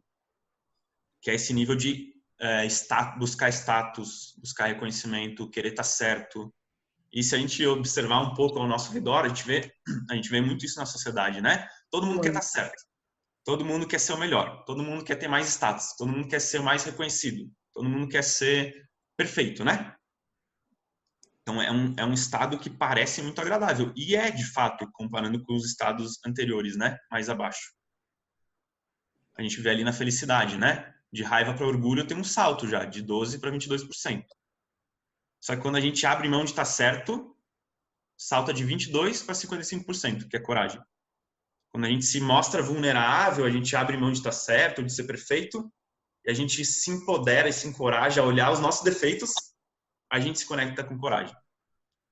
E aí dá um salto de 22% para 55%. Quando a gente abre mão de controle, salta para aceitação, 71%. Então, a aceitação é um nível bem interessante também de a gente buscar intencionar no dia a dia, né? Que é eu abrir mão de controlar a vida. Quando eu tô coragem, eu tô empoderado, eu aceito que tem um monte de coisa que eu não sei, mas eu tô meio que tentando controlar muitas coisas ainda. 55% de felicidade. Nos assuntos que eu tô tentando controlar, né? Ou nas áreas. Aí eu abro mão de controle, 71%. Aí eu abro mão de julgar que aquilo que eu sinto que é agradável é maravilhoso e aquilo que eu sinto desagradável é maléfico. Aí eu me conecto com razão. A razão abstrai as emoções. A razão olha para as emoções e fala, não é porque eu estou me sentindo eufórico com esse caminho, com essa decisão, ou com essa oportunidade que se apresentou, que eu preciso seguir. Eu observo uma euforia e eu coloco um ponto de interrogação. Será que eu não estou muito empolgado? Será que eu não vou quebrar a cara ali na frente? A razão, ela também abstrai as emoções negativas. Então, a euforia seria uma emoção positiva, vamos dizer assim, né? Ela abstrai esse positivismo para não quebrar a cara. Ela abstrai também o negativo. Eu estou sentindo medo, mas eu não preciso decidir com base no meu medo. Então, eu posso estar morrendo de medo, mas a minha decisão não é embasada em medo. A decisão pode ser racional. O Dr. David Hawkins, ele coloca que um dos saltos mais difíceis em termos de passar a maior parte do tempo nesse nível de consciência média é de razão para amor. Então, o primeiro salto mais difícil é de orgulho para coragem. Porque de orgulho para coragem a gente tem que abrir mão de estar certo e de controlar a vida e de depositar a felicidade fora. Depois tem essa outra barreira que poucas pessoas transcendem em termos de nível de consciência médio, que é de razão para amor. De razão para amor, a gente tem que abrir mão das certezas, abrir mão de querer explicar as coisas, compreender que, na verdade, tem muitas coisas que a gente nunca vai conseguir compreender, só sei que nada sei. Compreender que a vida não é linear, então não existe causa e efeito em nível espiritual. Isso é bastante difícil de compreender para a mente linear. A nossa mente tende a ver, eu fiz A, vou ter o resultado B. Isso é a mente linear, que só vai até a razão. Então, até a razão, a gente faz estratégia, por exemplo. Eu vou fazer A, depois eu vou fazer B, depois eu vou fazer C para ter resultado D. O amor, ele compreende na experiência prática o conceito de sincronicidades. ele vê que as coisas vão se sincronizando, e não é porque eu fiz A que o resultado é B. Eu faço A, é tipo efeito borboleta. Já viram aquele filme Efeito Borboleta? Ou aquela teoria? O bater de asas de uma borboleta nesse lado do mundo, aqui em Caxias do Sul, por exemplo, vai gerar um tornado lá no Japão. É isso, não existe uma lógica linear nisso. A lógica ela é meio sistêmica e complexa, e meio impossível de compreender. E, ao mesmo tempo, sei lá, mesmo que eu tente compreender e use computadores ultra avançados, vai ter distorções nesses gráficos que nada vai explicar. Só Deus sabe. Então, o amor é um estado de ultra devoção, vamos dizer assim, onde a gente sabe que a gente não tem capacidade de explicar as coisas.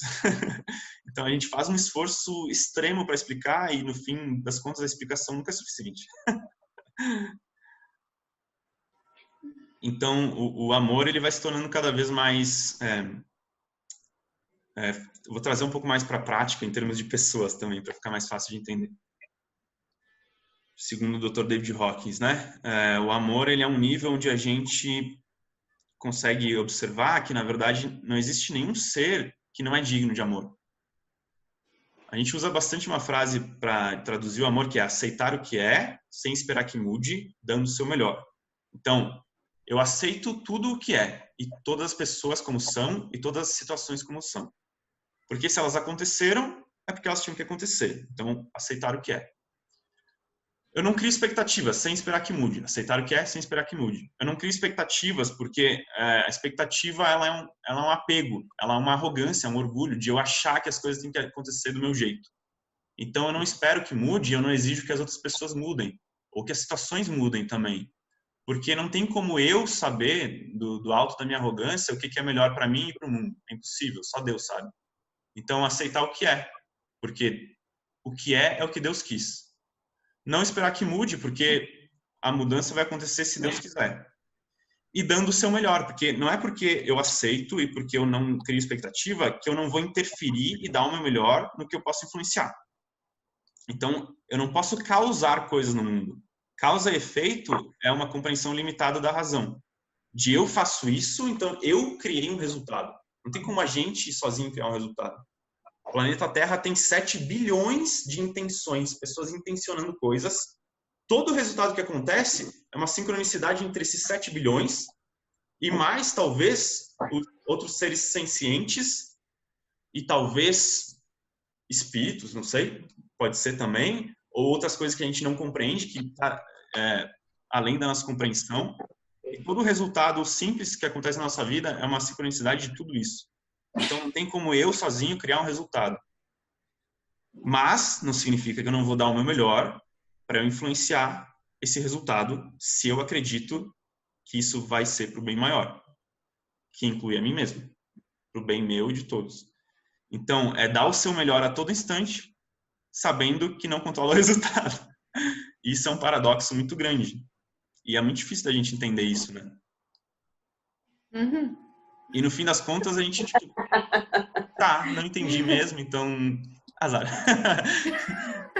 Seja feita a vossa vontade. E aí o amor ele vai se transformando cada vez sendo mais incondicional, até que ele se transforma em compaixão, que é um amor incondicional. E esse amor vai se maturando em paz, que é um estado de não dualidade. Então, a paz é descrita pelos professores que vivenciam esse estado constantemente, é descrita como um estado de não dualidade. O que é isso? Não existe separação entre nada. Tudo é uma coisa só. Então, eu sou o mesmo que essa outra pessoa, que é o mesmo que aquela planta, que é o mesmo que esse computador, que é o mesmo que a água. Tudo é uma coisa só. E para o ser que vive em paz, que realmente vive a maior parte do tempo nesse nível, isso não é um conceito mental, isso é uma realidade experiencial. Isso é óbvio para ele. Para a gente é muito complexo, talvez, de compreender isso, né? Eu, particularmente, espero poder compreender isso algum dia. Muito Acho que é bem. isso, gente, da tabela. Fica meio tipo... Não. Meu Deus, eu tô bugada aqui, velho. Uma bugada, né? É só o primeiro contato. Ô, Rafa, Fala, Vini. tu já leu a Matriz Divina? Não. Lê. Te indico porque ele traz alguns experimentos e o que tu falou do efeito borboleta, dessa conexão, ele tem vários experimentos que ele apresenta. Foi realizado um em 1993 pelo Exército Americano, do Pentágono, para identificar o impacto do DNA. Eles tiraram células de DNA nossa e colocaram em um outro ambiente e estimulavam, por exemplo, eles colocaram as minhas células num outro ambiente e me estimulavam com vídeos, com imagens. Em segundos, as células que estavam no outro ambiente respondiam. Wow. Aí eles tiraram isso e levaram para quilômetros. Eu não consegui achar aqui em quantos quilômetros. Da mesma forma. Eles me estimulavam aqui, as células que estavam a quilômetros, elas respondiam em fração de segundos. E fala muito dessa questão, eu não sei se pega bem, mas pega essa questão do efeito borboleta da conexão, né? Sim. Muito bom. Anotei aqui pra ler. Valeu, muito bom. É o experimento 2 que tem, se tu pesquisar. Tá. Legal. Qual que é o nome do livro? A Matriz Divina, do Greg Braden. Legal. O filme é uma loucura, cara. Tem filme também? O filme. Tem um filme, mas eu não sei se tem em português. Mas deve ter em inglês. Mas é um documentário, na realidade, mas o livro é uma loucura, assim, tu viaja. Legal. Valeu pela dica. Por uma foto dessa parte aqui do livro, me manda uma olhada depois. Uhum. Gente, alguma dúvida a mais? Comentários? Dúvida a gente fica aqui, tem até que horas? Até que horas a gente pode ficar mesmo? Não? Falta 4 minutos. A gente pode continuar até no grupo ali também. A gente podia até combinar isso de repente. Para quem quiser estudar a tabela de consciência e quiser ir, mandando questões no grupo, a gente vai conversando ali também. Eu posso mandar uns áudios também com explicações, referências. Eu recomendo bastante os livros do Dr. David Hawkins para quem quiser. Esse aqui é o de entrada. É o mais prático, que é o Deixar Ir. Mas eu posso também. Depois eu passo ali no grupo também um resuminho dos níveis de consciência. O que eu falei que eu ia mandar para vocês? As 5 linguagens do amor, né? Esse conteúdo. O quiz. O quiz do amor, esse conteúdo. Isso. E daí eu mando o resumo dos níveis de consciência também. Daí. Isso aí. Eu não entendi só essa segunda parte ali da tabela de desemprego, pobreza e criminalidade. Que quem tá no nível, quem tá na criminalidade não alcança a paz. É quem tá nesses níveis. A correlação desses níveis. Então, quantas pessoas no nível de consciência de paz estão desempregadas? 0%. Ninguém. Quantas pessoas que vivem o nível de compaixão estão desempregadas? Quantas que vivem o amor? Porque, na verdade, os níveis positivos da coragem para cima, a tendência é que se a pessoa está desempregada, ela cria o trabalho dela. Então, ela vai vender alguma coisa. Então, ela não fica desempregada, por exemplo. Então, quem está em nível de caos, né? Às vezes a pessoa fica reclamando que não tem emprego, por exemplo. A pessoa está no nível de orgulho, por exemplo. Esse é o nível de consciência médio dela, né? Aí, ao invés de aí ela perde emprego. Daí ela reclama que não tem emprego. Mas ela não se dispõe, por exemplo, só porque ela é pós-graduada, ela não se dispõe a aceitar um trabalho de, fazer Uber, por exemplo, entende?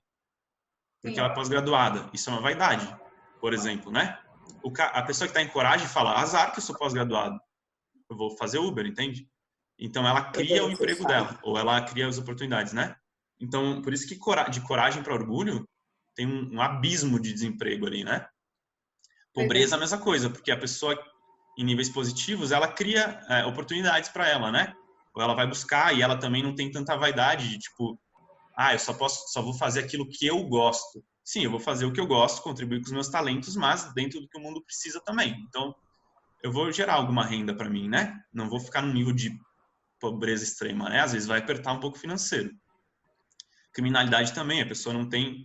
ela tem muito mais moralidade, então é muito difícil ela se corromper em termos de crime. Então, as correlações mostram porcentagem da população que vive essas condições. É basicamente entendi. isso.